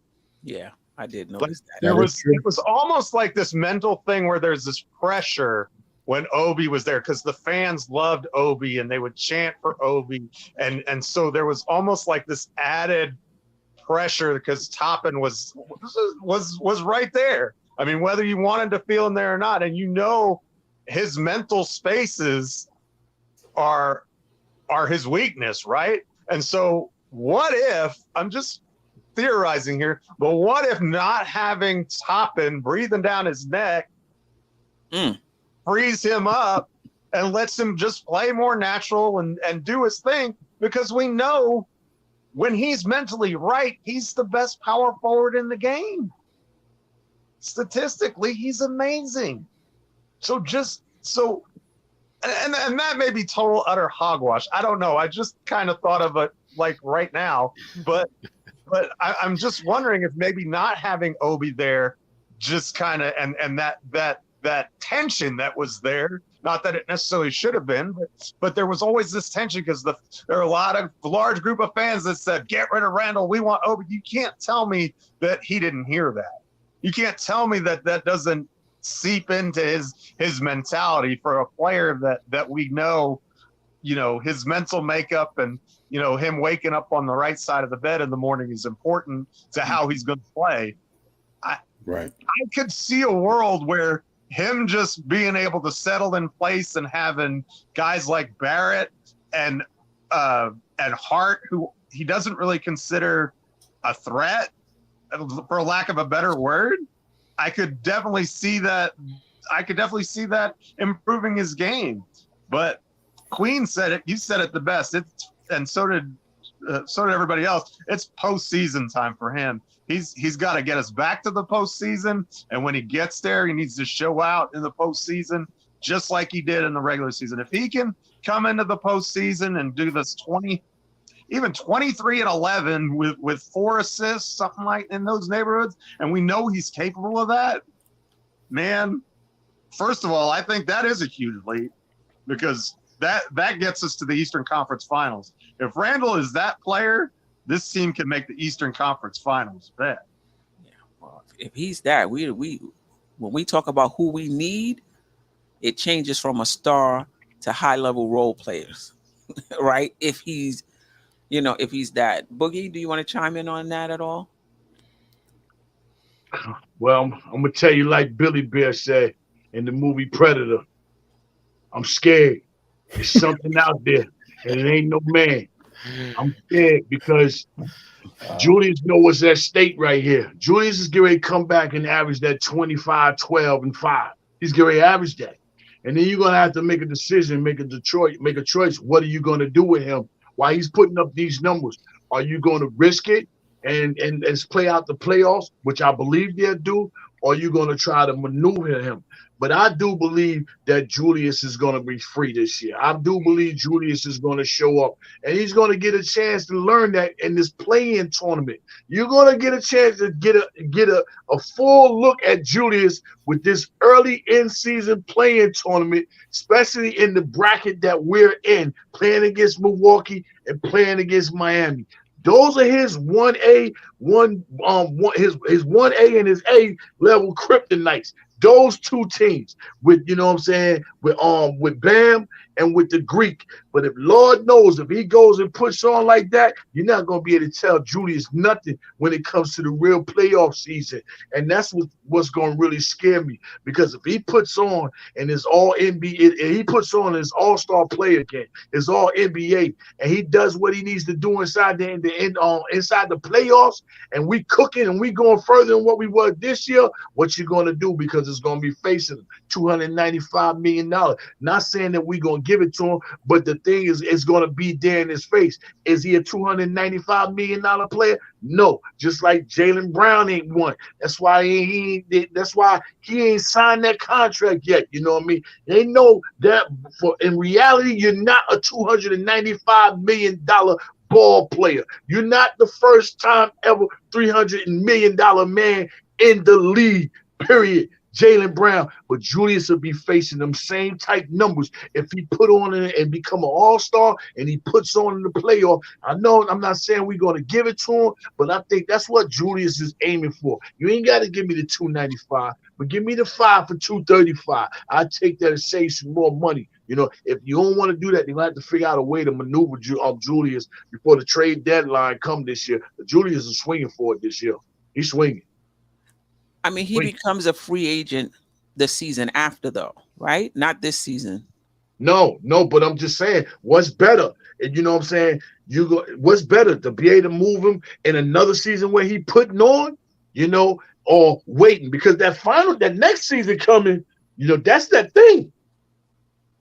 24, 25, right? Yeah. I Yeah, think so you you let him gotta, play out the season, and you got to see him in the playoffs though, because I that's mean, gonna help you make the decision. You can move him in the off season or in the trade season, the trade deadline of the season where he's going to be a free agent. But if he balls out in the playoffs, sign him. right. But see, that's Sign him. why That's why that's why I mentioned if he does it before the trade deadline and the All-Star and all that, and the numbers is up and everything as far as his trade value, are you gonna stick with that and let me see what the playoffs is, or you gonna use it to try to maneuver it? Like I said, I think that the team they will keep him and move on and do it like that, but that decision is gonna come up again. More decisions for the Knicks. They gotta make decisions. No doubt. Let me ask you this question because we talked about RJ Barrett and Mitchell Robinson. Once you start getting into your fifth season, your sixth season, you're pretty much who you're going to become. Julius Randle is going into what, his ninth season, his 10th, Mhm. his 10th season. Mhm. Is he who he is? You know, at this point, as far as the decision making, because that's the issue now. Everybody knows Julius Randle is a talented player. Right now is about the emotionality, it's about the clutch moments, the big moments, it's about the playoffs, those sorts of things. Is he who he is at this point, or do you think he can grow his game? And again, I'm not talking statistically. I'm talking about those of us and most of us who have watched Julius Randle game in and game out. We know where he have those hiccups, those periods in a particular game or a season. He has those hiccups. Is he who he is, or do you feel like he can get over that hump? He's not who he is. And the Okay. reason why I say he's not who he is, because who he is in actuality throughout his whole career has been at best a second option. He's been third option, second option. And then with him coming over here, he's put into a position to become something he never was. So therefore, I say, that's why I say it like that in that format. Him trying to be a number one, and he's never been a number one. Even in Kentucky, Booker was the one. You know what I mean? He's never been a number one. I think he done a good job, great as he can do, as far as trying to imitate being a number one. But being a number one ball player, it's a lot of things that you have to have in your game. And besides that, you playing in the number one media market, point blank. You know what I'm saying? That you got to face the music playing for the New York Knicks organization and playing for the media and playing in front of these fans. You got to face the music. So with that there, I think he's done a great job, but he's no longer he's not the player that he used to be. He used to be just a second or third option, but he's gotten better. And a lot of times we banged him upside the head because we so thirsty and want a number one so bad that we gave him bangs upside the head that he didn't rightfully deserve, even though out of the ones, what I'm saying, that didn't come here, he chose to come here. Even he could have went back to New Orleans, but like he said in the interview, I knew that wasn't going to be right. So let me go somewhere else and make it, make a new lane for me to work with. And he chose to come here, when nobody else came here. Period. Nobody. And he's what going on his fourth year. We got going his fourth year. So he had 3 seasons. He had 2 all-star seasons. The one season where he was crazy with it, he still put up dumb numbers. So Right. So do you think, if I'm hearing you correctly, is one thing about, and when we're talking about RJ and Mitch in terms of they're who they are as far as their game is concerned, like you can see it kind of shaping out. But are you saying for Randall, he's growing into his position in terms of being somebody that you're leaning on, that you're expecting, like, so it's going to take time for him to grow into that? Yeah, he's learning to become and if he's trying to figure it out on what it is to be a number one. But he know he's not a number one ball player, and he said that inside the interview. I'm at best when I'm surrounded amongst players that are better than me. So when he says that, okay, anything that you don't do to bring somebody here that's better than Julius Randle, the office, you're at fault, because he pretty much told you that, this is what I am. And I'll try being what I'm not, and I don't know if I can get there. But if I'm the number 3 option, you best believe I ain't gonna be putting up no RJ numbers. You can believe that. And you know what? And then I'll let everybody else. That's exactly what I was thinking too. Why we getting on Randall for being something that we already say he's not. So I mean, why are we getting upset with him? We're all saying he's not a number 1, he's not a number 2, he's being miscast. But yet, including myself, when he doesn't show up, we get upset for being exactly who we said he's not. Who we said he is, which is he's not a number 1 or number 2. That's understandable. We get upset because he's not who we want him to be. You know what I'm saying? But that doesn't knock from his effort and his trying what he does. You know what I'm saying? It hurts because we haven't been so close in so long. That hurt it to be 10 games to a parade. It hurt it to be 2 games away from the Eastern Conference Final. It hurt it to be 4 games away from being, winning the finals. You know what I'm saying? That was 10 games, 2 to finish off Miami, 4 for the Eastern Conference, and 4 for the finals. When have we ever been that close? That hurt it because we haven't been there so long. But because it hurt and we haven't been there so long, you can't get to blaming players about the fantastic season that we really had. We had a fantastic season. Anybody else in terms of Julius in the next level? Well, with Julius, I think the thing is he's still a playoff infant. He never made the playoffs before he came to New York, right. And he didn't make the playoffs his first season in New York. Right. He's been to the playoffs 2 out of 4 years, so he's had, and he got hurt this year. So I think it's 15 games. Yeah, and so what you hope is that he goes from breast milk to real food, so some meat and some potatoes as we move along on our journey here.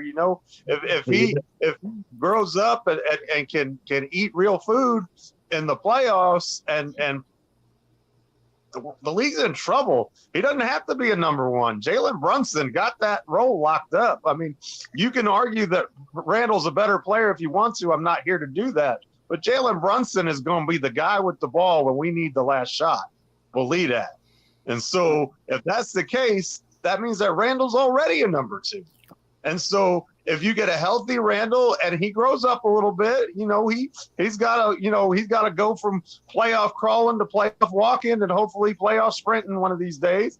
And I'm not saying he's ever going to do that. We'll just have to watch and find out. It may never be in the cards for him. I don't know. But I'm at least going to give him the benefit of the doubt for this one more season. Now, if he's trash in the playoffs and healthy this year, I mean, is what it is. But then I think you can be more concrete with saying this is just not a winning player, and we might need to think about moving in a different direction. But I think you got to give him the benefit of the doubt. He's still a playoff toddler right now. We got to give him a chance to grow up. Yeah, that's fair, because when we talk about these other guys in the playoffs, if you look at how many times, like Tatum was born into the play, like soon as he came in, they was in the playoffs. So he got 40 games, So yeah, that's a very good point. You got to be there, you got to see it year after year to get better at it. And one of the things that people forget, Paul George, Randall is not the only one, put it this way, who struggled in the playoffs. Paul George also had that reputation in the playoffs as being a really good regular season guy, but in the playoffs, not so much. Jalen Brown, a lot of all-stars. Jason Tatum, Embiid, particularly in the big, in the big moments like closeout games. So that's a good point. That's a fair point. And when you speak of Paul George, even Paul George, he had to understand and learn what that position is being on. I can't think of the guy's name, but Paul wasn't the number one over there. What was his name? Danny Granger. Danny Granger was the number one over there. And Paul George, was learning to become the number two, but he took on the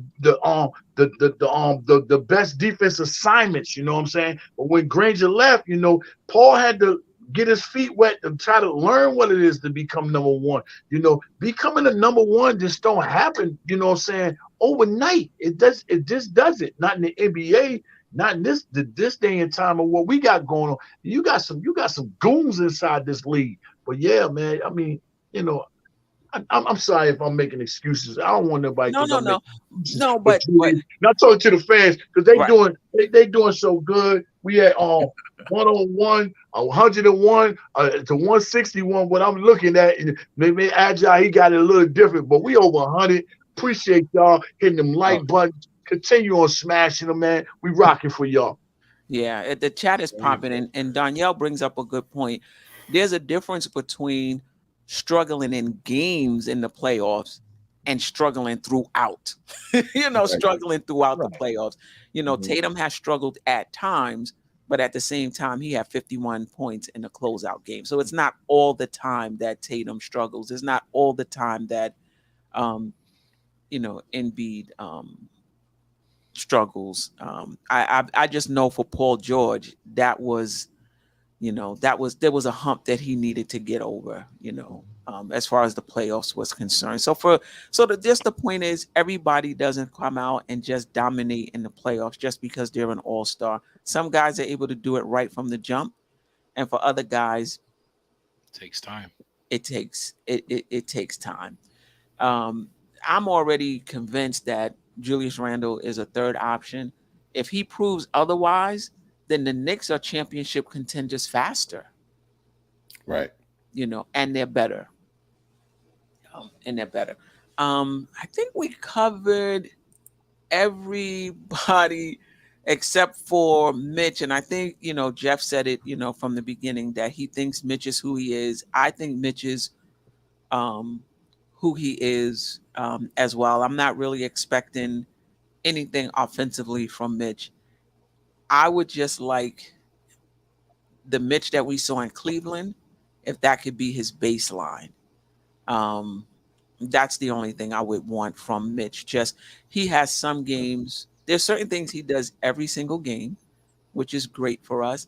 But then he has some games that's like, whoa, like, wow, like, yo, this guy can change everything. Like he has those types of games where you get a glimpse of how dominant he could be.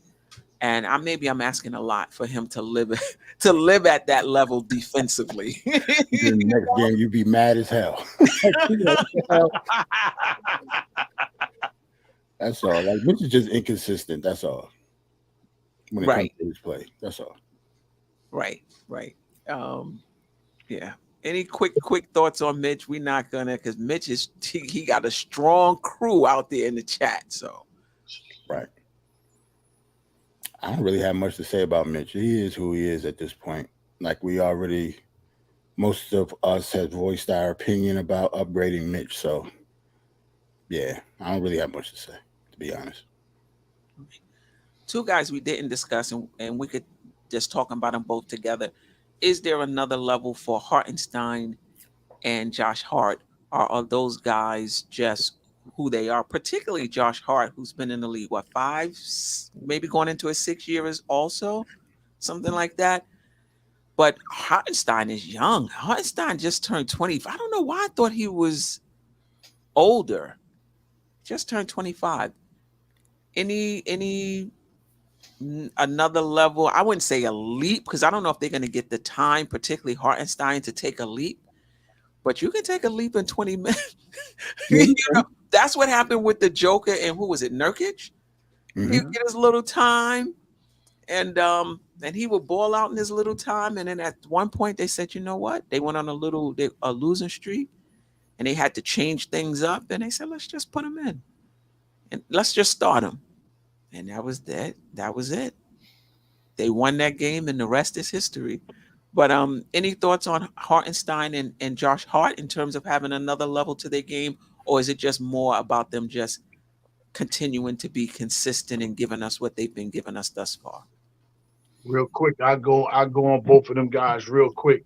Hardenstein, I just need you to be shooting that shot in that gym, shooting 1,000 of them in the morning and shooting 1,000 of them in the afternoon. That's all he got to do. He got everything else going on. He got the heart. He gonna rebound. He gonna, you know, what I'm saying? He gonna be there for the tough plays. But if you can knock down that shot, you know what I'm saying? When you become a legitimate threat and you got them three cutters with you off the bench and Josh Hart quickly and Dante, it's a problem right there. All I needed for him to get more consistent, look at the rim a little bit more, and knock down that shot. You had a great season. You done more. You know, you really came on in the second half of the season. You really bigged up. You know, the first game, I was like, whoa, we might have something shooting, but then your game fell off and went away. But if you found it, it came back to you. Josh Hart, you're another one. I need you to be willing to shoot that shot. Shoot that shot. Knock down that shot. Take it. You know what I'm saying? It's there for you. Don't be hesitant to take the shot. I know you ain't,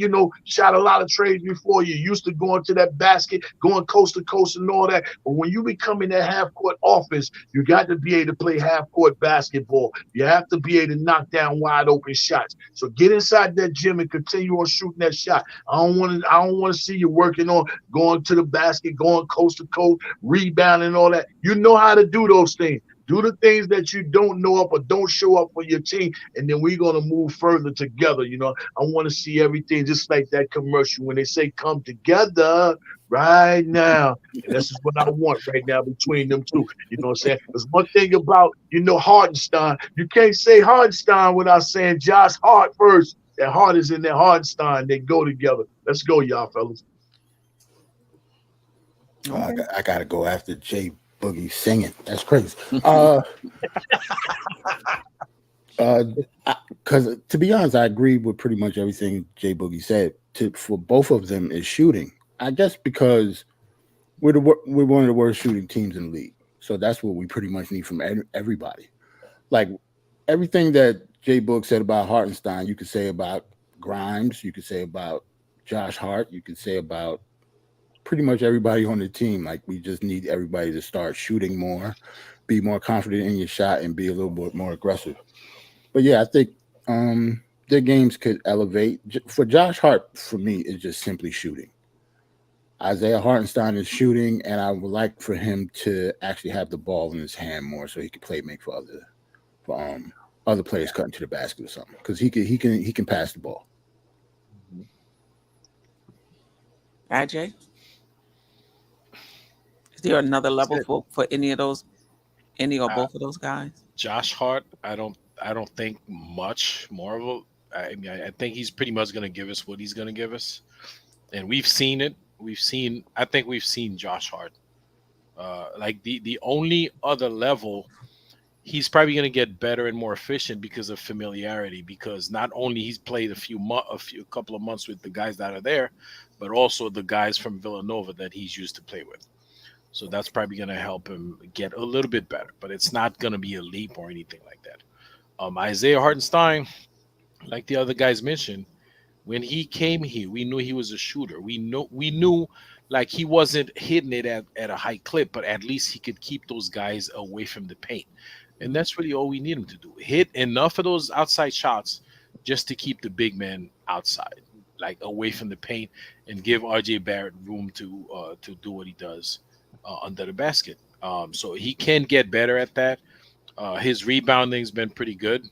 The hustle plays and the defense, and you very funny when you say all the time, he is in the right spot defensively, but they score on him anyway. Yeah. Maybe they won't score on him as much. He takes a leap defensively. He becomes a better defender. He's not a terrible defender, right, but little tweaks in his defense, and he might be the result might be a lot different. So yes, he can get better, Isaiah Hartenstein, and I think he will. Yeah, yeah. Anybody else? I think with the 5 spot, I legitimately think we have a platoon where you're going to split the minutes pretty evenly depending upon situation and foul trouble, those kind of things. And I really like having Ihart in there with DiVincenzo and Hart, just because the perimeter defense is really good there. And I think if you surround him with good perimeter defenders, you're not asking him to do as much as far as rim protection is concerned. And he can do more of the things that he's more used to doing. And so I think from that perspective, I think he's the best backup 5 in the league. I think, or at least in the conversation. I mean, I really do. And I wouldn't be surprised if the minutes split was somewhere 26-22, 24-24. It would not shock me in the least. Josh Hart, tough to keep that guy off the floor, man. It is tough to keep that guy off the floor. And you talked about RJ getting minutes at the 4. I think that may be where Hart is stealing minutes is at the 4. Wow, at 6'5"? That's 1 inch shorter than RJ, and he's a much better rebounder than RJ. He's a much better rebounder. Much better pound for pound. He got to be one of the best rebounders in the league. I mean, this guy. And so it's going to be small ball, second unit. I could definitely see it being Hart over Barrett in a heartbeat, because I think Hart brings everything that Thibodeau wants. He is a Thibodeau player through and through. I'm not sure we can say that about RJ. Yeah. I think some of the fan base got down on Josh Hart after the Miami series and forgot what he was for us when he got here at the trade deadline and what he was for us in that Cleveland series. This is a guy who could fill up the box score. He's also the second best player for us in Game 6.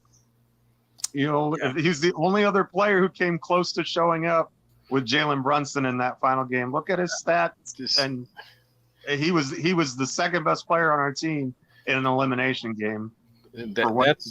That's what I don't understand with the fans, right? So they get down on Josh Hart for the Miami series, but they're very up on RJ for the whole season that he was terrible. I don't get that. I don't get that part. But let's continue with Josh Hart. Yeah. I mean, this is a triple double, not a triple double guy, but he just fills up the box score. He's just one of those guys. So somebody in the chat said he's a glorified role player. He is. He is a role player. That would be his glorified. He's a role player. He is a role player, but in my opinion, he's one of the highest level role players in this league.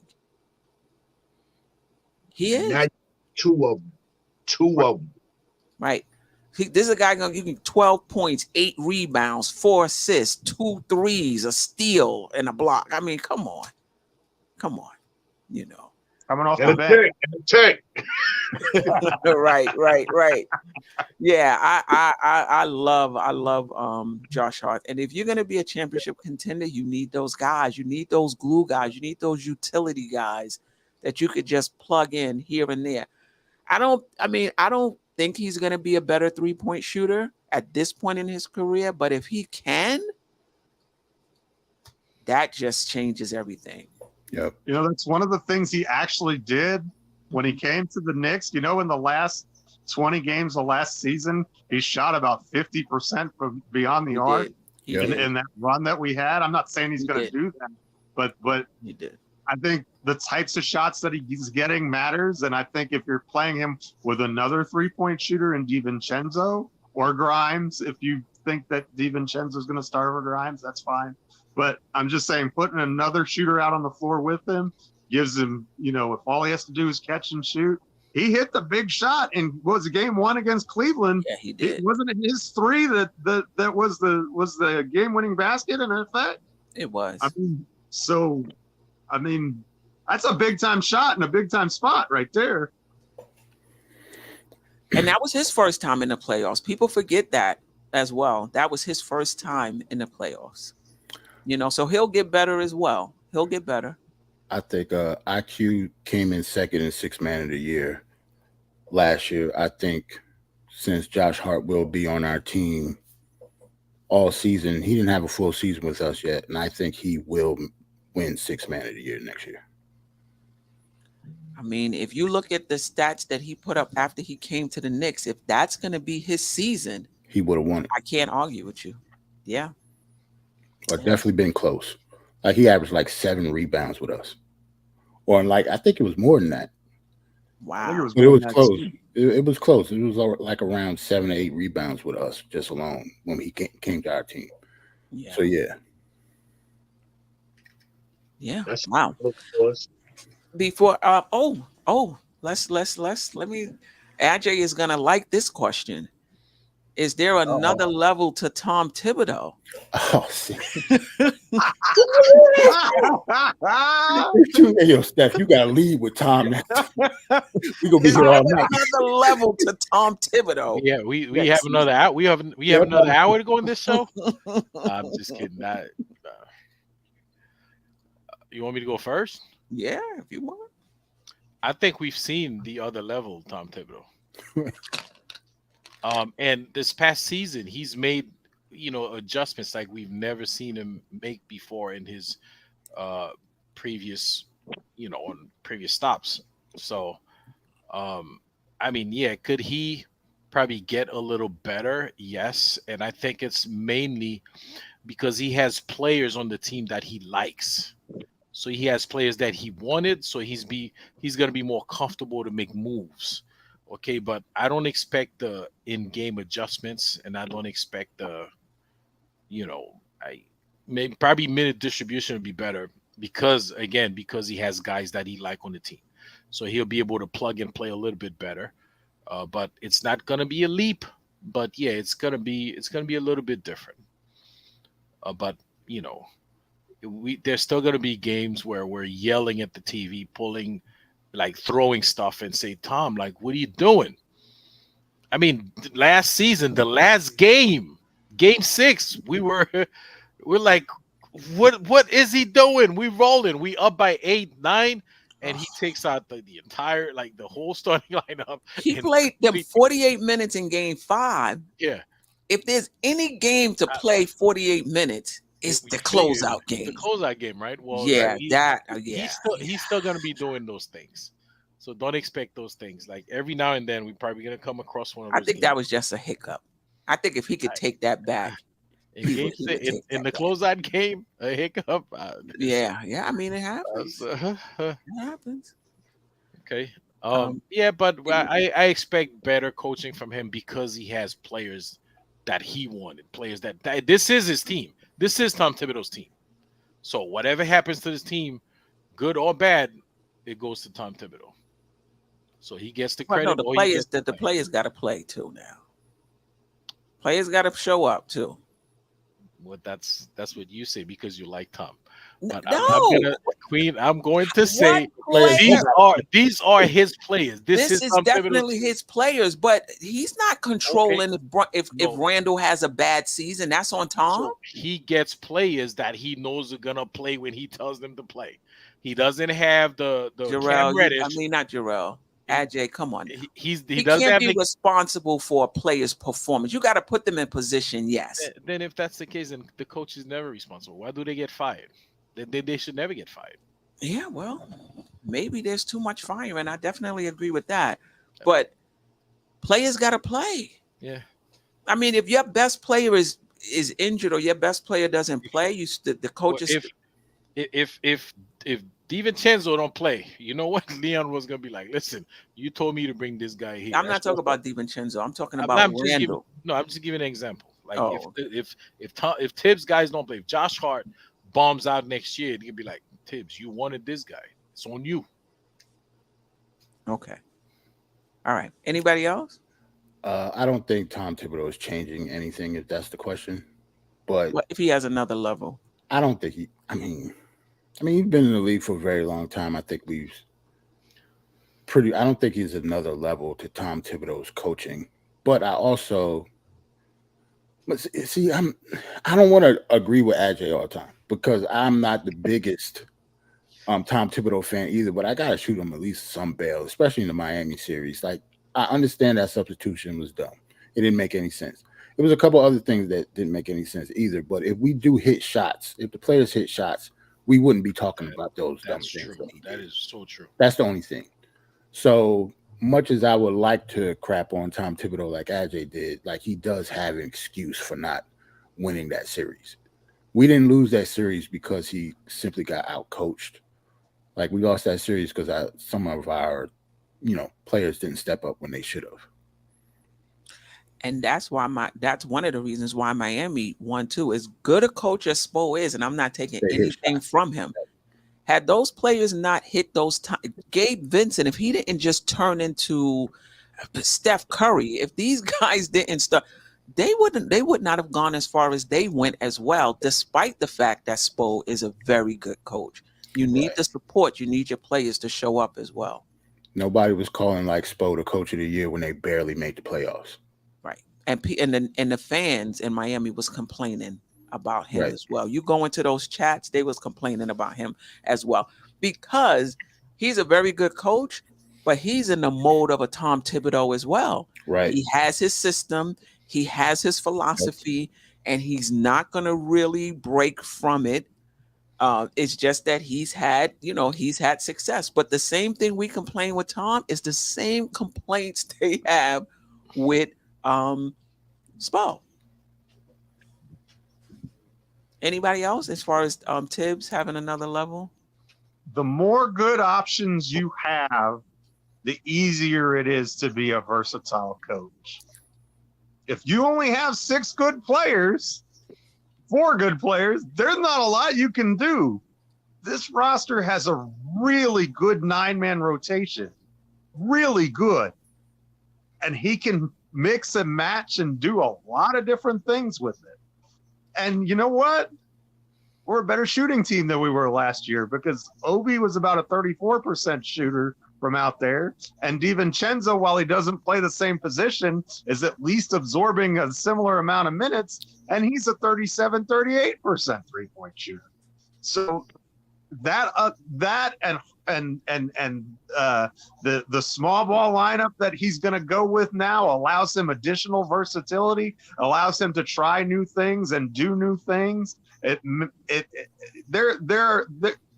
Look, there's always potential. And one thing you need to understand about Tom Thibodeau, like him or hate him, the man lives and is married to the game of basketball. While the rest of these people go home to their families, he goes home and watches tape and watches tape and watches tape. What can I do better?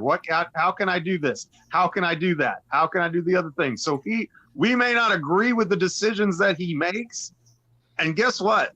There ain't a single coach out there, I don't care, Pat Riley, Red Holzman, whoever you want to say, that isn't going to make in-game mistakes. Isn't going to make rotational mistakes. Isn't going to, hindsight is 20/20 in a lot of those situations. They're going to make the decisions that they feel like are best at the time, and sometimes they're going to be wrong. But right now, what Thibodeau has is he's got solid 9 guys, and really he has a 9-man rotation, but I would even say he has 11 guys because I think he trusts Deuce and he trusts Sims to come in a pinch, not to be stars, but to be stars in their roles and play and move up to that rotation if and when injuries happen and you know that they're going to. And so I think with any coach, the better players you put around them, the more a chance they have to shine. And especially if they're the type of players that the coach tends to like. And this roster has his fingerprints all over it. Right. And keep in mind, sometimes we look for coaches to change things and do things different, but every coach has a philosophy. So their philosophy guides what they do. And so some of the things that we're looking to change is just not going to change if that's the coach's philosophy. It's just not going to happen.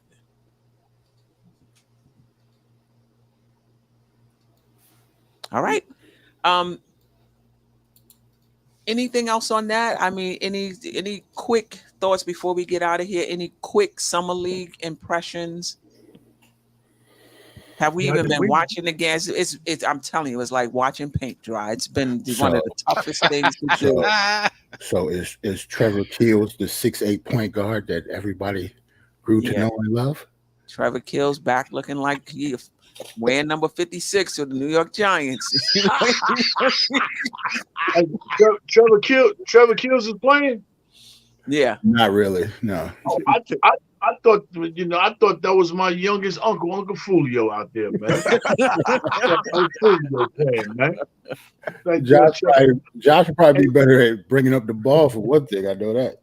Yeah, hey, shout out to Charlie Brown Jr. though. Yeah, shout out to Charlie Brown Jr. That kid's been balling out. Who? He's done a good give Keels contract to Charlie Brown. At least we can have some good Peanuts memes throughout the year. He's been balling. Hey, I just want to say real quick on Tom. You know, when Tom wanted to say something on Tom. Yeah. You know, when Tom went to the 9-man rotation, that's just not Tom trying to shut everybody down. That's saying that I don't trust nobody else. I'm only going with these guys. And the more ball players that he can have on his team, Tom would definitely spread it out more than 9 guys because that'll give him more option with more guys he can play. He need more guys that's ready now type go. But some of them guys, they weren't ready to go, so they got eliminated, and Tom just went with a 9-man rotation. I just wanted to clear it up before people start thinking Tom not just going to go to a 9-man rotation. He want more bodies. He want to be able to look all the way down and know I can use that guy.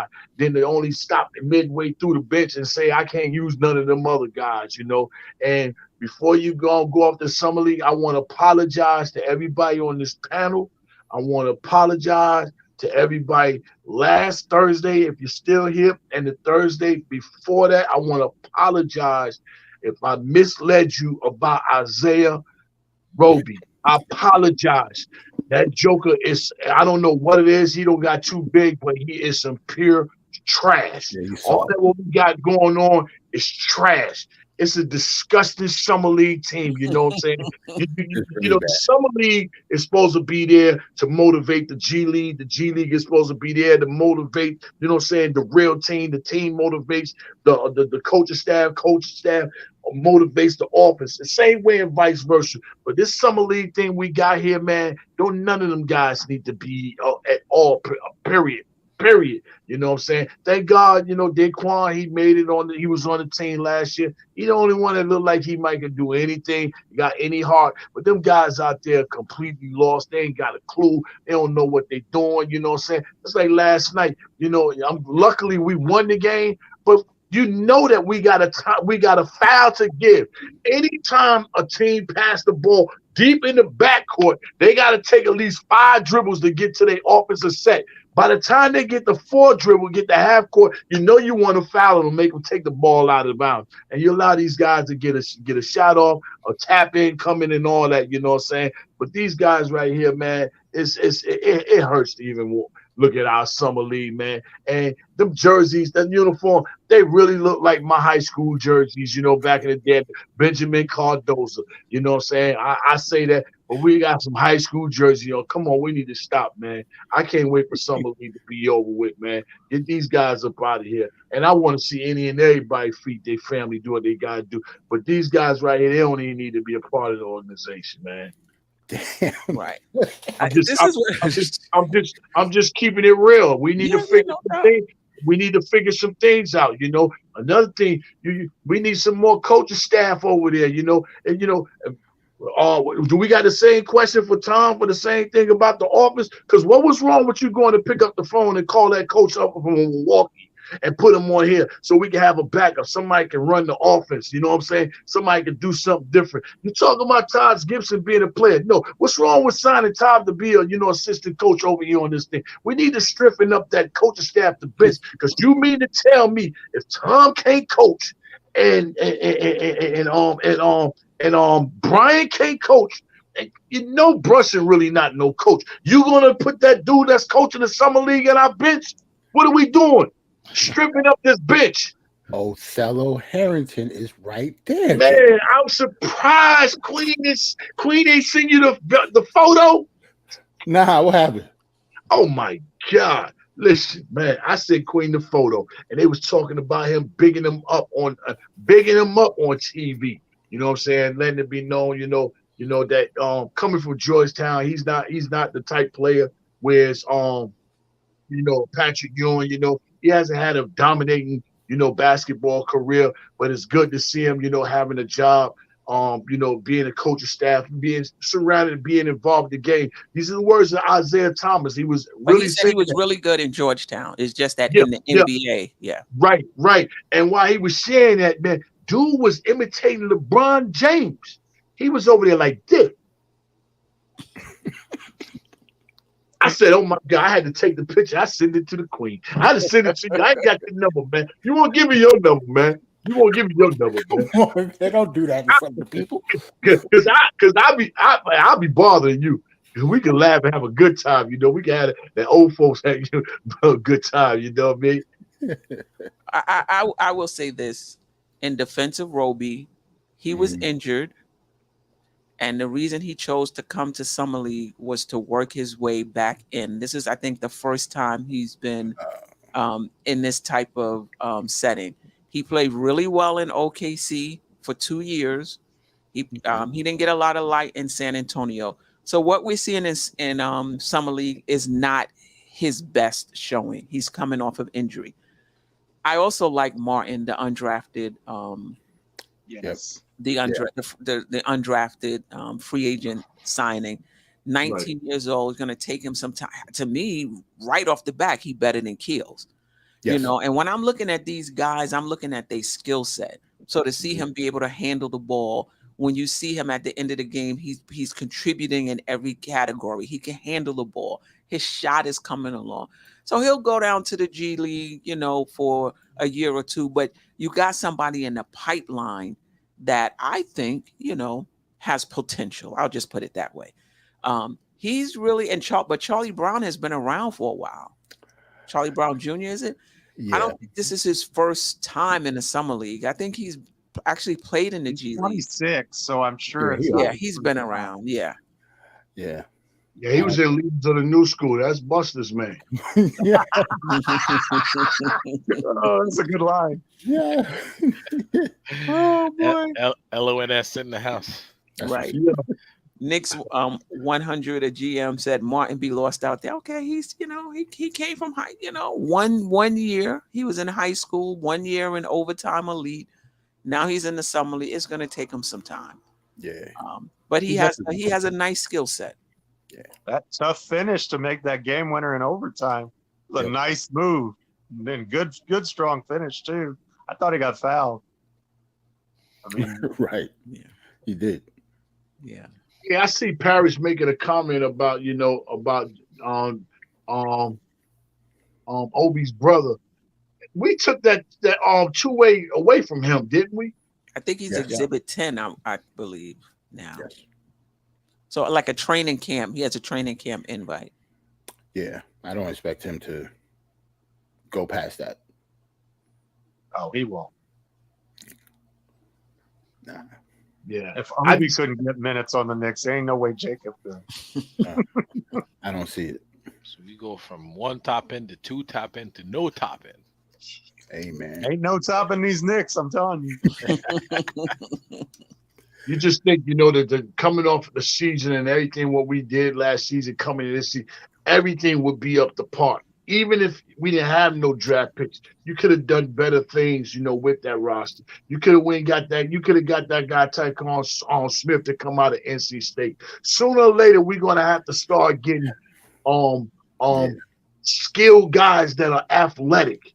But instead of getting skilled guys that do have some athleticism, we're picking guys with no skills that need to develop. We're picking guys with no athleticism that we have to develop to have skills. We got it in reverse. We're doing it wrong. You know what I'm saying? Tom, he talked about, we're going to shoot more trades this year. We got to keep up. Yeah, you got to get more faster in this league. You know what I'm saying? You got to be able to, keep up because there's a lot of speed out there in that league. Speed.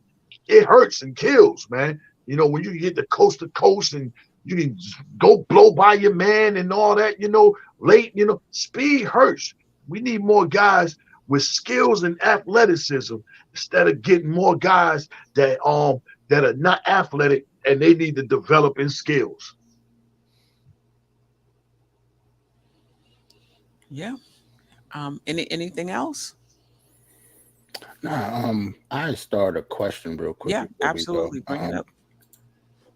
Kiefer asked about Siakam playing at 3 if he comes here. How are we gonna get him? That's Well, okay. Go ahead. I'm not really. I think the getting him part, you know, that's a whole completely different conversation. But if we got him, can 3 of them be on the? Well, I guess him and Randall be on the court at the same time for the most part. For me, I would probably play him more at the 5 than the 3 because he played the 5 for Toronto too. Before Porto, most of the season before Porto got there. You're right. Yeah, I'm starting him at the 5, not the 3. Yeah. I was watching, I don't know if you guys watch Locked On Knicks, but I like when they do the crossover podcast. Mm-hmm. So they did one with Locked On Toronto, and they was talking about OG, and basically Toronto is not going to tank. They may move on from Siakam before they move on from Anunoby. This is what he was saying. And that if you do see them trade Siakam, don't think that they're tearing it down. Just trying to create more space for Barnes and Anunoby, basically. And and he happened to like, I think it was he liked. Did he like Randall? Basically, he was asking also would we take Siakam like in a 3-team trade? You know, and they get Randall. No, Randall would go some. I forgot how he put it. Either they got Randall, Bless you. or they sent Randall somewhere else and got another player. Oh, so yeah. So he, how you doing? yeah. But one of the things that he said in terms of the RJ and Anunoby thing is that RJ wouldn't be a good fit over there because he doesn't shoot, and they already got Scotty Barnes. And so if there was any trade with New York, it would be for IQ, in his opinion. And that, you know, even though RJ is from Canada and that's all good, fit matters. And he just didn't think that RJ Barrett would fit on Toronto with Scotty Barnes. Well, we'll see. We'll see. Yeah, we will.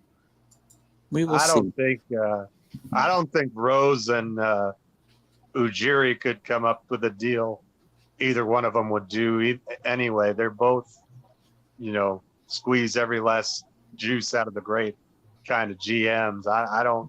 I just don't see any deal that those two would see eye to eye on. You know, Masai's going to ask for 8,000 picks, and so is Rose. So I just don't see the Knicks trading with Toronto at all. Yeah, you make a good point. Yeah. One thing he did say about OG is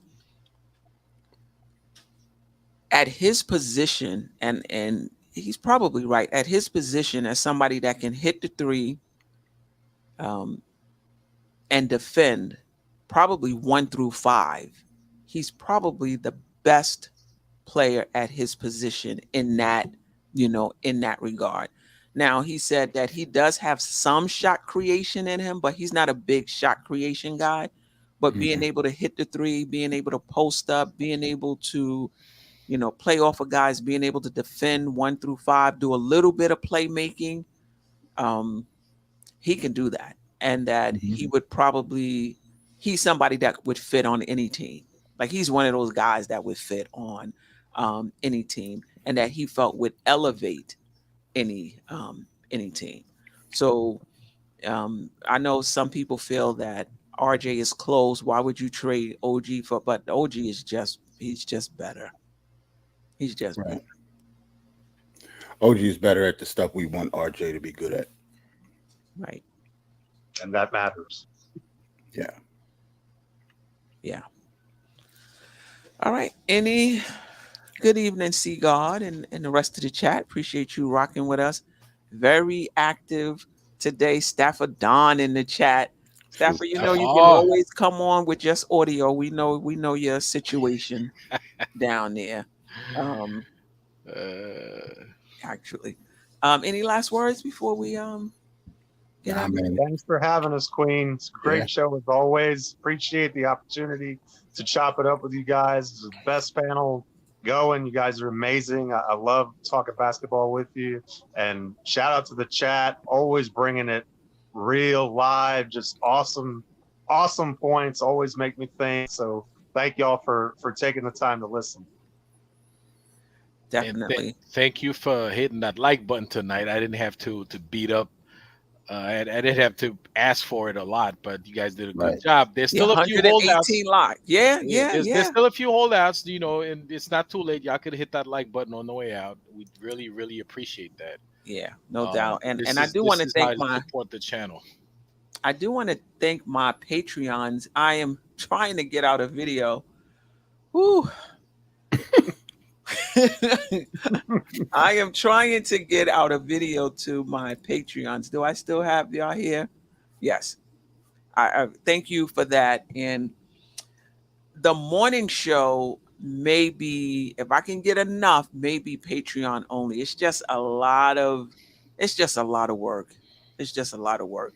So we'll see. But thank you to my few Patreons. I appreciate you guys. Anybody else who want to join, the link is in the description. And for those who don't know what Patreons are, this is an opportunity to support your favorite creators monetarily.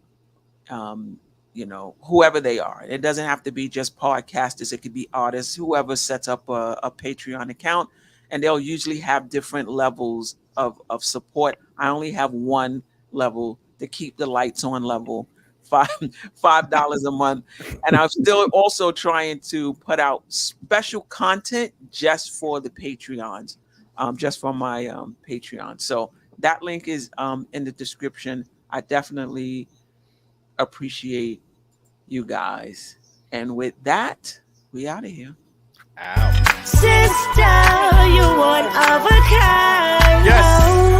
Sister, it's time you That's shine. Don't talk. Where you at? Where you at? Don't talk. Where you at? Where you at? Don't talk. What? Don't talk. What?